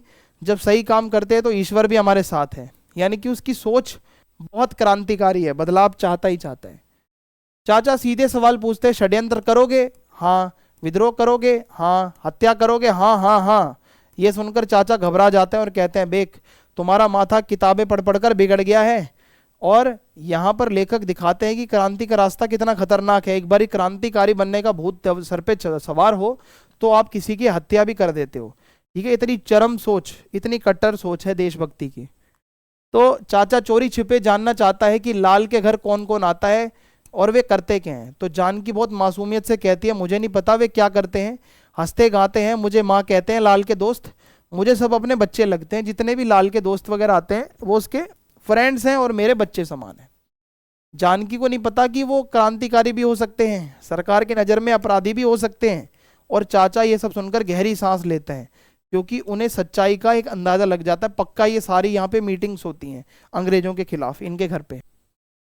जानकी है जो वो बताती है कि लाल के दोस्तों में एक लड़का बहुत हंसोड़ है, तगड़ा है, ताकतवर है, मस्त मौला है, एक लड़का है ऐसा। ठीक है, और लाल कहता है कि वो लड़का डंडा लड़ने में, दौड़ने में, घूसेबाजी में, खाने में, शरारत में, हंसी मजाक में, पूरे कॉलेज में बहुत आगे है और वो भी इनके घर पे आता जाता है। इससे पता चलता है कि लाल के साथी बहुत ऊर्जावान है, निर्भीक है, डरते नहीं है, बेपरवाह हैं और जोशीले युवक हैं। ये नहीं है नशेड़ियों की एक टोली है, नो, सारे एकदम पढ़े लिखे हट्टे कट्टे युवा हैं। अब जानकी एक घटना सुनाती है, जब वे लड़कों को हलवा परोस रही थी, एक लड़के ने मजाक और भावुकता में कहा माँ तू भारत माँ जैसी लगती है। अब भाई भारत माँ तो हमारी भारत माँ ही है। तो फिर उसने जानकी के चेहरे और भारत माँ की मतलब एक जो जो नक्शा है हमारा उससे तुलना की। सफेद बाल माँ के हिमालय हैं, माथे की रेखाएं गंगा यमुना है, नाक विंध्याचल है, ठोड़ी कन्याकुमारी है। ठीक है, बालों को एक तरफ फैलाकर वो ऐसा लगता है मानो बर्मा है। पहले तो पूरा हमारा अखंड भारत था ना। तो ये मजाक लग रहा है लेकिन अंदर से देशभक्ति है। यानी कि जानकी भी खुश हो जाती है, हंसते हुए कहती है कि लड़के ने सच में उसके बाल फैलाकर बर्मा बना दिया। यानी कि मतलब वो थोड़ी खुश भी होती है लेकिन उसको लगता है, वो भावुक भी होते हैं कि मुझे वो भारत माँ से तुलना कर रहा है। जानकी बहुत सिंपल है, बस इसे केवल शरारत समझती है। उसे ये नहीं पता कि ये मजाक दरअसल राष्ट्र भावना से भरा हुआ है। वो भारत माँ के पीछे कई लोगों ने अपनी जान कुर्बान करी है। तो चाचा उसकी ये भोली बात सुनकर भावुक हो जाता है और उसकी आंखों में आंसू आ जाते हैं। तो बहुत भोला है, माता का जो चरित्र है बहुत मातृत्व से भरा हुआ है, माता का प्यार। चाचा गंभीर है, क्या वे लड़के लड़ाई, हथियार, गोली बंदूक की बातें भी करते हैं? जानकी कहती है हाँ करते तो हैं लेकिन मुझे लगता है ये सब बेकार की बातें हैं, जवान है जो मुंह में आता है बोल देते हैं। अभी भी इसको आइडिया नहीं है कि वो कितना बड़ा खतरा हो सकता है अगर वो गोली बंदूक की बातें कर रहे हैं। जानकी कहती है कि एक दिन लड़के बहुत एक्साइटेड थे, वे कह रहे थे पुलिस केवल शक के आधार पर अच्छे लोगों के बच्चों को सताती है, शासन व्यवस्था अत्याचारी है, ऐसे शासन को मानना धर्म, आत्मा और ईश्वर को भूलना है। यानी कि हमें ऐसे शासन को हटाना ही है। तो लड़का एक गुस्से में आके कहता है कि विदेशी शासक यानी अंग्रेज हमारे सीने पर तोप रखकर राज कर रहे हैं, लोग डर के कारण चुप हैं, शरीर बचाने के लिए आत्मा बेच दी जा रही है, षड्यंत्र मतलब जो एक तरीके से जो ये स्वतंत्रता हमारी छीनी हुई है तो ये अंग्रेजों का नाश हो। ठीक है, ये परतंत्रता का नाश हो। दूसरा कहता है कि भाई सरकार जानबूझकर शिक्षा को कमजोर रखती है ताकि लोग जागरूक ना बन सकें, गरीबों का खून चूसा जा रहा है, गरीबों का खून चूसकर सरकार अपना पैसा बना रही है, अपनी सेना को पाल रही है। तो ये शासन जोंक की तरह, एक वो जोंक होती है ना जो आपका खून पीती रहती है, तो वैसे ही ये अंग्रेज हमारा खून पी रहे हैं। यानी कि ये सिर्फ बातूनी लड़के नहीं हैं, जागरूक और क्रांतिकारी लड़के हैं जितने भी लोग यहाँ पे बात कर रहे हैं। जानकी अंत में कहती है ये सब अंट संट बातें हैं, चार लड़के मिलते हैं तो यही चर्चा होती है, पढ़ते पढ़ते इनकी बकबक बढ़ती जाती है। अभी भी इनको खतरा नहीं फील हो रहा। चाचा फिर गहरी सांस लेकर कहता है ये बुरा है लाल की माँ। अब चाचा को साफ समझ आ जाता है कि लाल और उसके साथी केवल बातें नहीं कर रहे, बल्कि सरकार की नजर में अपराध करने वाले हैं। आगे बहुत बड़ा संकट भी आ सकता है। लेखक कुछ दिनों के लिए बाहर गया हुआ था। लौटने पर जब उसने लाल के घर की ओर देखा तो वहां सन्नाटा था। ठीक है, इसके चाचा जब आए सन्नाटा था, घर उदास और रोता हुआ सा लग रहा था। यानी कि कुछ बुरा हुआ है, उनको ऐसा लग रहा था कुछ ना कुछ गलत बात हुई है। लेखक की पत्नी बताती है कि पुलिस ने लाल को घर घेर लिया, 12 घंटे तक तलाशी हुई। लाल और उसके 15-12 साथियों को गिरफ्तार कर लिया गया है। लाल के घर से पिस्तौल, कारतूस, चिट्ठियां ये सब मिली हैं। आरोप लगाया गया है हत्या, षड्यंत्र और सरकार को बदलने की कोशिश का। तो लेखक को समझ आ गया कि उसका डर सच हो गया, इसी चीज का डर था और वो हो गया। अब लाल की माँ क्या जानकी आई थी? पत्नी बताती है वह कहीं नहीं आई। उसने कहा कि वह खाना बना रही है ताकि उसके बीलड़ बच्चे जेल में भूखे ना रहें। तो सरकार बच्चों को भूखा मार देगी तो जानकी माता उनके लिए खाना बना रही है, दिन रात खाना बनाएगी। यहां माँ क्या त्याग देखो, माँ का प्यार देखो कि जेल में भी बच्चों को भूखा नहीं मरने देगी। मुकदमा 1 साल चला। सरकार ने आरोप लगाया कि लड़कों ने भाई गुप्त रूप से समिति बनाई, डाके डाले, हथियार इकट्ठा किए और पुलिस अधिकारियों की हत्या करी। तो ये लाल और उसके साथियों ने ये सब काम किया है। दूसरी ओर भाई लड़कों के पास कोई सहारा नहीं था, वकील तक डर के मारे नहीं आ रहे थे इनके लिए। एक मिला तो वो भी बहुत कमजोर था। यानी कि सरकार ज्यादा पावरफुल थी, लड़कों के पास कानून से लड़ने के लिए ताकत नहीं थी। अब यहाँ पे जानकी अपने जेवर बेचती है, लोटा थाली तक बेच देती है, रोज जेल में बच्चों को खाना पहुंचाती है, वकीलों के आगे गिड़गिड़ाती है बचा लो मेरे बच्चों को, मेरे बच्चे फूल जैसे हैं, वो किसी की हत्या नहीं कर सकते, बचा लो मेरे बच्चों को। वो रोती है, शरीर सूख गया है उसका, कमर झुक गई है, आंखों की चमक बुझ गई है, लेकिन बच्चों के लिए दौड़ना नहीं छोड़ा। यही माँ का प्यार है कि माँ बच्चों के लिए कितनी परेशान हो रही है। अंत में क्या होता है, लाल, बंगड़, 2 और लड़कों को फांसी, बाकी को 7-10 साल की सजा होती है। ये जब फैसला सुनाया गया, जानकी अदालत के बाहर खड़ी थी। वही क्षण था जब उसकी आत्मा टूट गई, जब उसने सुना कि उसके बेटे लाल को फांसी होने जा रही है। तो हुआ क्या, फांसी पाने वाले लड़कों का व्यवहार, लड़के बेड़ियां बजाते हुए, हंसते हुए, मस्ती में बाहर आते हैं। वे जानकी को माँ कहकर पुकारते हैं। लाल कहता है माँ तू भी जल्दी वहीं आना जहां हम जा रहे हैं, वहां स्वतंत्रता है। ये तो वही बात हो गई भगत सिंह वाली कहानी, इसी तरीके से थी वो भी। ठीक है, तो मतलब ये है क्रांतिकारी। तो उनके लिए मृत्यु डर नहीं है बल्कि आजादी का रास्ता है। ये क्रांतिकारी विचारधारा की चरम अवस्था है, जब आप अपनी मृत्यु को मृत्यु नहीं समझते, आप उसको अपनी आजादी समझते हो। तो लाल की गिरफ्तारी के बाद कोई भी जानकी से मिलने नहीं आता था, लोग रास्ता ही बदल लेते थे। लेखक भी उसे दूरी बना लेता, क्योंकि कौन अपनी गर्दन मुसीबत में डाले, क्योंकि जानकी और उसका परिवार तो सरकार की नजर में था। मेजिनी की किताब और लाल के हस्ताक्षर। लेखक अपनी लाइब्रेरी में मेजिनी की किताब खोलता है, उसमें लाल के साइन थे। उसे याद आता है कि लाल ने यह किताब उससे मांगकर पढ़ी थी। यह देखकर लेखक को लाल से मोह होता है और उसके पिता रामनाथ याद आते हैं। लाल की माँ का दुख उसे अंदर तक चुभता है। वो देखता है कि लाल एक ऐसा लड़का था जो देश के लिए लड़ मरना चाहता था। डर फिर जीत जाता है, लेकिन तभी पुलिस सुपरिटेंडेंट की डरावनी आंखें याद आ जाती हैं और लेखक फिर चुपचाप हो जाता है, फिर सुरक्षित दूरी चुन लेता है। अंत में इंसानियत पर डर भारी पड़ जाता है, वो कुछ नहीं बोलता। पुलिस से डरा हुआ होता है लेखक, साइड हो जाता है। जानकी बिना कुछ बोले हाथ बढ़ाकर लाल का पत्र मांगती है। वह कोई सवाल नहीं करती, कोई रोना धोना नहीं, बस चुपचाप लाठी टेकती हुई बाहर चली जाती है। और उसका दुख बिल्कुल शब्दों से बाहर है, वो भीतर से टूटी हुई है, अपने बेटे का पत्र मांग रही है। जानकी के जाने के बाद लेखक यानी उसके चाचा कुर्सी पर गिर पड़ते हैं, चक्कर आ जाते हैं, बदन में गर्मी हो जाती है। और उसे दुख लाल के लिए नहीं, सरकार की क्रूरता के लिए भी नहीं, बल्कि उसकी बूढ़ी माँ के लिए है कि वो कितना परेशान होगी उसका युवा बेटा जब फांसी पर चढ़ेगा। तो लेखक कहता है उसकी स्तब्धता इतनी गहरी थी कि वो प्रकृति भी वैसी हो जाती, वो तूफान आ जाता। यानी जानकी का दुख शांत दिखता है, लेकिन भीतर से ज्वालामुखी। बाहर से वो जानकी माता बहुत शांत है, पर जिसका बेटा फांसी पर चढ़ने वाला है तो अंदर से क्या तूफान चल रहा होगा। लेखक को याद आता है कि उसकी जमींदारी, उसका आरामदेह जीवन, पुलिस अधिकारी की डरावनी आंखें, वह मेजिनी की किताब में लिखा लाल का नाम मिटाने लगता है। उसको सब चीजें एक साथ याद आती हैं। ठीक है, वो बहुत डर में था और वो अपने डर के कारण सच्चाई से भागता है। ठीक है, अपने अंदर की इंसानियत को मिटा रहा है, वो आवाज नहीं उठा रहा लाल के लिए। लेखक को बार बार सुनाई देता है माँ माँ, पहले उसे भ्रम लगता है, फिर उसे समझ में आ जाता है कि यह आवाज नहीं है, यह माँ की आत्मा की करुण पुकार है। जानकी कभी जोर से रोने वाली स्त्री नहीं थी, लेकिन आज उसका दुख असहनीय हो चुका है। यानी कि उसको आवाज आ रही है माँ माँ माँ, उसको लगता है कि हाँ वाकई में भाई जानकी के साथ बहुत दुख हो रहा है। लेखक को लगता है कि कभी लाल माँ को पुकार रहा है, कभी माँ लाल को, दोनों की आवाज एक दूसरे में घुल रही है। यानी कि माँ और बेटे का संबंध, मृत्यु भी जिसे अलग नहीं कर सकती, वो है माँ और बेटे का रिश्ता। तो अंधेरा धीरे धीरे हटता है, सुबह आती है, सूरज निकलता है। यानी कि एक जीवन का अंत, लेकिन बलिदान की अमरता। अब यहाँ पे सुबह होगा तो क्या होगा भाई, यही होगा।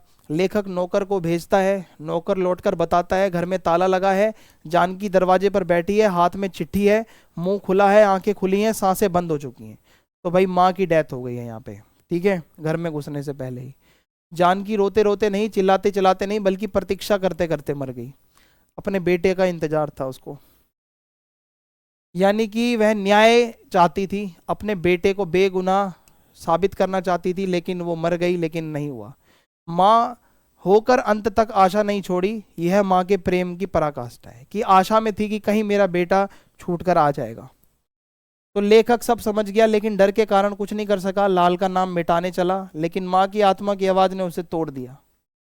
तो उसकी माँ केवल एक माँ की कहानी नहीं है, ये समाज की कहानी है, जो डर के कारण माँ को मरते देख रहा है। यानी कि लोग किसी के घर में युवा मर रहा है और उसकी माँ बूढ़ी परेशान है, तो लोग उसको बचाने नहीं जा रहे हैं, उनको डर है कहीं हमारे गले कोई समस्या ना पड़ जाए। ठीक है, अब यहाँ पे हमारा अगला चैप्टर है भारतवर्ष की उन्नति कैसे हो सकती है। तो ये अब हम देखेंगे इसमें भारतवर्ष की उन्नति कैसे हो सकती है। तो देखो, लेखक कहता है कि बलिया जैसे छोटे, बलिया क्या एक शहर है, छोटे नगर में लोगों का इतना उत्साह से इकट्ठा होना बहुत ही प्रशंसनीय है।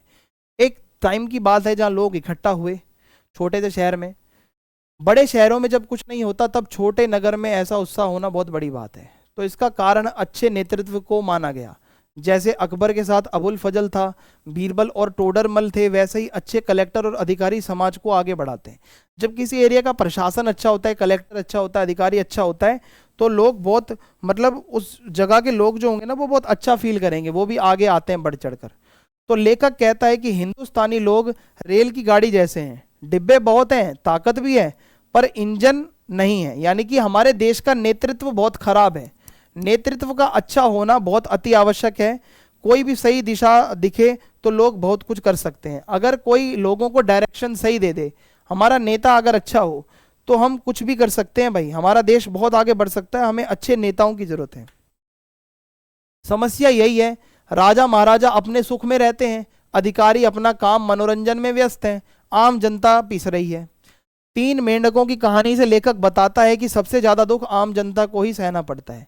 लेखक याद दिलाता है कि देखो भाई, हमारे पूर्वजों ने बिना साधनों के भी खगोल विद्या, अब जब हम प्राचीन भारत में जाएं, साधन नहीं थे हमारे पास, कोई लैपटॉप मोबाइल इंटरनेट नहीं था, पर हमें खगोल विद्या पूरी थी, विज्ञान का भी काम किया। आज जब हमारे पास किताबें हैं, मशीनें हैं, ज्ञान है, तब भी हम पीछे क्यों हैं अन्य देशों से, हम पिछड़ क्यों रहे हैं। दुनिया तेजी से आगे बढ़ रही है, अमेरिका, इंग्लैंड, फ्रांस, जापान, लेकिन हम खड़े खड़े समय बर्बाद कर रहे हैं। हमारे देश का युवा कर क्या रहा है। तो लेखक चेतावनी दे रहा है, जो अब पीछे रह गया वो फिर कभी आगे नहीं बढ़ पाएगा। मनुष्य जीवन, गुरु और अवसर मिलना बहुत दुर्लभ है। ये मनुष्य जीवन भी बहुत मुश्किल से मिलता है, गुरु बहुत मुश्किल से मिलता है। अगर इतने अवसर पाकर भी हम आगे नहीं बढ़े तो ये हमारा दुर्भाग्य है। कुछ लोग कहते हैं पेट की चिंता में फंसे हैं, उन्नति कैसे करें। ठीक है, लेखक कहता है कि इंग्लैंड ने भी पेट भरते हुए उन्नति की है, ऐसा मत बोलो। तो वहाँ के मजदूर और कोचवान भी अखबार पढ़ते हैं, यानी कि वहाँ के भी लेबर वाले काम करते हैं, लेकिन वो अखबार भी पढ़ते हैं। यहाँ के लोग सिर्फ गप्पे मारते हैं काम करते करते। तो लेखक कह रहा है कि भाई थोड़ी मेहनत कर रहे हो तो थोड़ा अपने को आगे उन्नति भी करवाओ। हमारे समाज में जितने ज्यादा आलसी और निकम्मे आदमी होता है, उतना ही वह अमीर और बड़ा माना जाता है। आलस इतना बढ़ गया है कि मलूक दास ने दोहा बना दिया, जो काम ना करे वही भगवान पर भरोसा कर ले। ठीक है, चारों तरफ देखने पर पता चलता है कि काम करने वाले कम हैं, बिना काम खाने वाले ज्यादा हैं। यानी कि काम लोग कम करते हैं, फ्री का खाने के लिए लोग ज्यादा बैठे हैं। इंडिया की बात हो रही है। रोजगार के नाम पर बस यही रास्ते बचे हैं, अमीरों की चापलूसी कर लो, किसी की दलाली कर लो। अमीरों के बिगड़े बच्चों को और बिगाड़ना, किसी की जमा पूंजी हड़प लेना। उल्टे सीधे काम समाज में चल रहे हैं और कुछ भी नहीं है। हर और गरीबी की आगे हर कोई गरीब है। गरीब आदमी अपनी इज्जत बचाने की कोशिश ऐसे करता है जैसे फटे कपड़ों में कोई बहू खुद को ढकती है। हर गरीब अपने को बचाने में लगा है अपनी गरीबी से। और ये पूरे हिंदुस्तान की हालात है। जनगणना बताती है कि लोग तो बढ़ रहे हैं, पैसा घट रहा है। जनसंख्या तो हमारी बढ़ रही है पर लोग गरीब होते जा रहे हैं। लेखक साफ कहता है, बुद्धि बढ़े बिना पैसा नहीं बढ़ सकता जब तक दिमाग नहीं बढ़ेगा। वो चेतावनी दे रहा है, राजा महाराजा का इंतजार मत करो, पंडितों से चमत्कार की उम्मीद भी मत करो, खुद कमर कसो, आलस छोड़ो, आगे बढ़ो। कब तक लोग तुम्हें मूर्ख, डरपोक और जंगली कहते रहेंगे? अपने को थोड़ा सा सुधारो और आगे बढ़ो। यह समय घुड़दौड़ का है, जो पीछे गया उसका फिर से कोई ठिकाना नहीं है, जो रह गया सो रह गया। पृथ्वीराज चौहान की कहानी से लेखक समझाता है कि मौका अगर एक बार हाथ से निकल गया तो फिर वापस नहीं आता। पृथ्वीराज चौहान को भी एक चांस था कि वो मार सकता था उसको, मोहम्मद गोरी को, लेकिन छोड़ दिया, जाने दिया। अगली बारी बहुत मुश्किल हो गई थी फिर। ठीक है, अभी अवसर मिला है तो सरकार का साथ है, उन्नति के साधन भी हैं आपके पास। अगर अब भी खुद को नहीं बदला तो पतन तो होगा। अगर अभी भी चेंज नहीं लाया तो कभी नहीं आएगा। उन्नति होनी चाहिए, धर्म में उन्नति करो, घर और बाहर के काम में उन्नति करो, रोजगार में उन्नति करो, अपने व्यवहार को अच्छा करो, शरीर को अच्छा बनाओ। ठीक है, स्त्री पुरुष बालक युवा वृद्ध हर लोग, हर आयु वर्ग के लोग, हर एज के लोग अपने को आगे बढ़ाएं। रास्ते के कांटे हटा दो, चाहे लोग कुछ भी कहें, निकम्मा, नंगा, भ्रष्ट, कुछ और, बस अपने देश की हालत को देखो और आगे बढ़ो। बुद्धिमान वही है जो अपमान सहकर भी अपना काम करता है, दिमाग इसी में है। मूर्ख वही है जो दूसरों की बातों में पड़कर अपना लक्ष्य छोड़ दे। लक्ष्य मत छोड़ो, टारगेट को देखो और आगे बढ़ो, देश जरूर आगे बढ़ेगा। अगर सच में देश से प्यार है तो अपने सुख साधन और मान का बलिदान करके काम में जुट जाओ, काम करो। जब कुछ लोग हिम्मत से आगे बढ़ेंगे तो बाकी लोग भी देखा देखी मतलब वो बदल जाएंगे, जब उन पे असर जाएगा। खरबूजे को देख के खरबूजा रंग बदलता है। सबसे पहले अपनी खराबियों की जड़ खोजो। ये बुराइयां अलग रूपों में छिपी हैं, धर्म की आड़ में, देश परंपरा की आड़ में, सुख और आराम की आड़ में। कोई लोग धर्म की आड़ में बुराइयां कर रहा है, कोई अपने सुख साधन में लेटा हुआ है, आराम से आलस कर रहा है, तो ये भी एक बुराई है ना। लेखक कहता है जैसे घर में कोई बुराई करने आए तो उसे कठोरता से बाहर निकाला जाता है, वैसे ही जो बात देश की उन्नति में रुकावट है, जो देश के डेवलपमेंट में कोई रुकावट है तो उसको उखाड़ कर फेंक दो।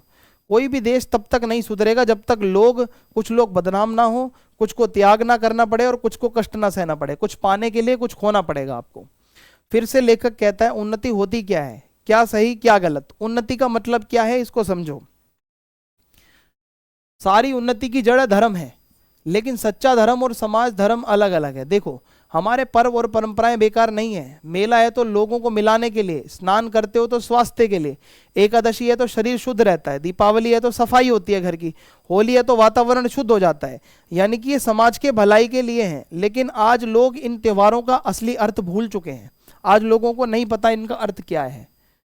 वास्तविक धर्म केवल ईश्वर भक्ति है, बाकी नियम समाज के लिए हैं, जो समय और स्थान के अनुसार बदले जा सकते हैं। अब हमें जरूरत क्या है, पुराने नियमों का मतलब समझो, आज उपयोगी हैं उन्हें अपनाया जाए, जो समाज विरोधी हैं उन्हें छोड़ा जाए। जैसे समुद्री यात्रा करना पहले गलत माना जाता था, इसको छोड़ो भाई, गलत मत मानो। विधवा विवाह गलत माना जाता था, मत गलत मानो। बाल विवाह बंद करना, ठीक है, बाल विवाह होता था ना पहले, समाज विरोधी चीजें हैं ये सारी चीजें, ये नहीं होनी चाहिए। बहु विवाह और कुलीन प्रथा हटाना, तो ये सारी चीजें हैं। वो कहते हैं समाज की जो व्याप्त बुराइयां हैं इसको भी ठीक करो। लड़कों को पहले मजबूत शरीर, शिक्षा, जीवन की समझ देनी चाहिए, फिर विवाह करना चाहिए। जब आपके पास ये सब है तब शादी करो। लड़कियों को भी पढ़ाओ, लेकिन ऐसी शिक्षा जो देश और संस्कृति सिखाए। ठीक है, परिवार को संभाल पाओ, देश के बारे में, अपने कल्चर के बारे में जानो। वैष्णव शाक्त जैसे मतभेद छोड़ो। कोई कहता है मैं ब्राह्मण हूं, कोई कहता है विष्णु जी को मानता हूं, कोई कहता है मैं माता रानी को मानता हूं। हिंदू, जैन, मुसलमान सब मिलकर रहो। जाति पाति, ऊंच नीच को छोड़ो। जो योग्य है उसका सम्मान करो, छोटी जाति के लोगों का अपमान मत करो। ठीक है, तो देश की उन्नति में एकता बहुत जरूरी है, समझ बहुत जरूरी है, त्याग बहुत जरूरी है। आपकी सोच सही होनी चाहिए, तभी देश आगे बढ़ता है। तो लेखक मुसलमान भाइयों से भी अपील करते हैं, हिंदुस्तान में रहकर हिंदुओं को नीचा या छोटा समझना छोड़ दे और उन्हें सगे भाइयों की तरह अपनाएं। जैसे घर में आग लगने पर जिठानी देवरानी आपस में झगड़ा भूलकर आग बुझाती है ना पहले, वैसे ही देश के हालात सुधारने के लिए हिंदू मुस्लिम एक हो जाओ। लेखक कहता है कि भाई मुसलमानों को कई धार्मिक सुविधाएं पहले से मिली हैं, वहां पे जाति भेद नहीं होता, खाने पीने की पाबंदी नहीं है, विदेश जाने पर रोक नहीं है, तो आपका धर्म सही चल रहा है, तो आप देश के लिए कुछ करो। फिर भी ये दुख की बात है कि मुसलमान समाज ने भी अपनी दशा नहीं सुधारी। अभी तक कुछ लोग पुराने बादशाही दौर के, उसमें बादशाह अकबर के टाइम पे जी रहे हैं। लेखक चेतावनी दे रहा है वे दिन जा चुके हैं, आलस को छोड़ो, हिंदुओं के साथ आगे बढ़ो, एक होकर दो बनो। बच्चों की शिक्षा पर कहते हैं छोटी उम्र में भटकने वाली किताबें, बनावटी शौक और दिखावा, यानी कि छोटी उम्र में भटकाने वाली कई किताबें हैं, ठीक है, ये इनको हटा के शिक्षा दो, देश की ज्ञान की शिक्षा दो, ठीक है। दिखावा, शौक, ये सब बच्चों को मत सिखाओ, अच्छी शिक्षा दो जहां बच्चे को वो यूज कर सके वो शिक्षा। रोजगार की ट्रेनिंग दो, मेहनत करना सिखाओ बच्चों को, विदेश जाकर सीखने का साहस दो बच्चों में, ठीक है। ज्यादा जरूरत से ज्यादा लाड प्यार भी मत दो, दुनिया से काट के बच्चे को घर पे सुला दिया, ये भी गलत है। अब हिंदुओं से लेखक कहता है भाई मत मतांतर छोड़ो, आपस में प्यार बढ़ाओ। जो हिंदुस्तान में रहता है चाहे किसी भी जाति धर्म या रंग का हो वो हिंदू है। बंगाली, मराठी, पंजाबी, मद्रासी, जैन, ब्रह्मो, मुसलमान, सब एक दूसरे का हाथ पकड़ लो, जितने भी धर्म के, पंथ के, संप्रदाय के लोग हैं एक हो जाओ। तो लेखक कहता है हमारी कमाई इंग्लैंड, फ्रांस, जर्मनी, अमेरिका चली जाती है, माचिस, कपड़े, कंघी, तेल सब विदेशी बाहर से आ रहा है, अपने देश में कुछ बनाओ, बाहर वालों की कमाई मत करवाओ। हालत ऐसी है कि हम अपने रोजमर्रा की चीजें भी खुद नहीं बना सकते। लेखक कहता है स्वदेशी चीजों को अपनाओ, नींद से जागो, वही पढ़ो जो देश के काम आए, वही खेलो जो शक्ति बढ़ाए, वही बोलो जो अपनी भाषा हो, विदेश में मत जाओ, विदेशी वस्तु और भाषा इंग्लिश है जैसे उस पर ज्यादा भरोसा मत करो, अपनी भाषा को बोलो और अपने देश का उत्थान करो।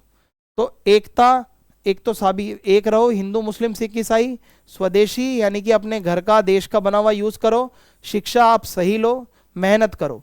अगर ये सब होगा तो देश की उन्नति होगी और आप सबकी भी उन्नति होगी। तो इसी के साथ अंतरा बुक के सारे चैप्टर्स मैंने आपको करवा दिए हैं।